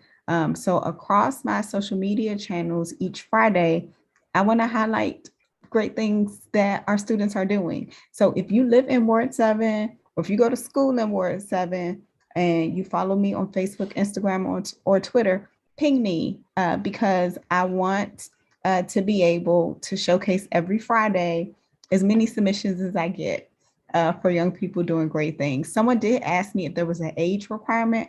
I don't know if I thought through what young meant, but recognize we have some adult students. So I'm not going to turn anyone away. I'm going to use my best judgment around that, but I did not set an age requirement in place. I just think it's really important that we take opportunities to just, showcase our students and lift people up. And so I'm excited to do that this month. I love that, Vice President Thompson. That is very exciting. And I am guessing you're going to get a lot of feedback from folks in Ward 7 to contribute the great things that are happening. So I wanted to add just a couple things in terms of new business. One is to answer Representative Wattenberg's question. So we have invited a list of panelists. I do not know who has accepted. So I'm going to turn to Mr. Hayworth. If Mr. Hayworth, would you let us know the categories of folks we have invited from the organizations, and then whether or not we have any updates on RSVPs? Absolutely. So as similar to conversations that we've had on this issue in the past, we've reached out to some agency partners as well as researchers, as well as some organizations that do work in this area. And we have been able to confirm the following folks so far. Mary Levy will be joining us again as an education finance expert. Chelsea Coffin from the DC Policy Center will be joining us. Jen Budoff, the budget director for the council, will be joining us. And then we have a couple other invitations as well that have not been accepted yet, but we're still working on, including folks from DCPS. So I'm excited for those conversations to happen. Thank you, Mr. Hayworth. So Representative Wattenberg, that's in response to your question about the budget panel at the public meeting later this month. And can we also send you suggestions, send them to you, President Sutter? You can.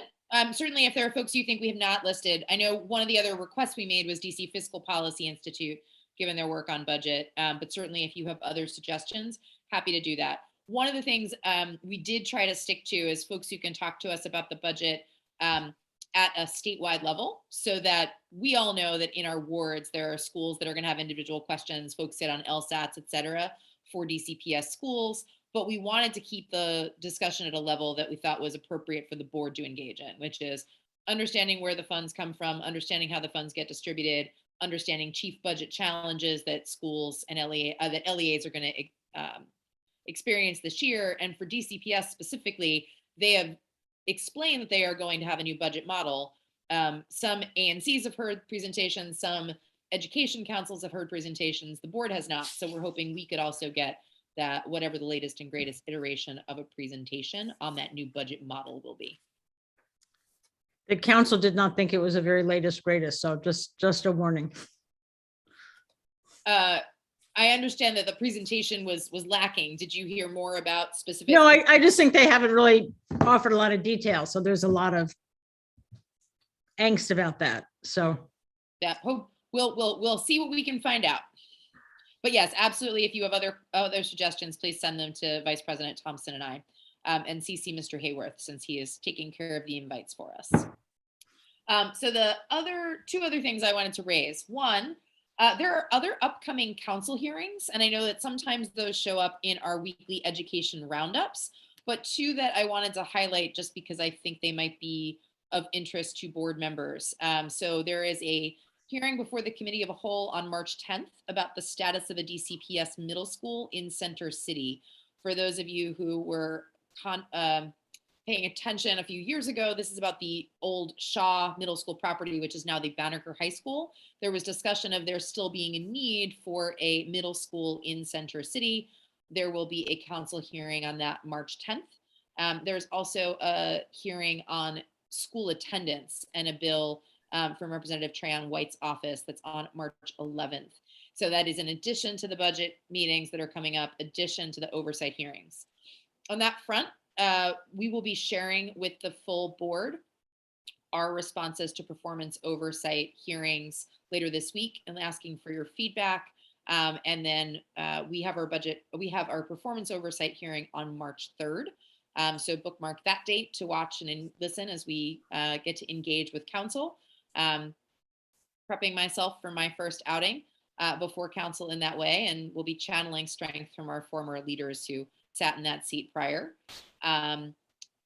Last thing is not to do with budget. I was really grateful to the board and to the admin committee in particular for providing funds for me to attend the International School Choice and Reform Conference in Dublin, Ireland, earlier this year, last month.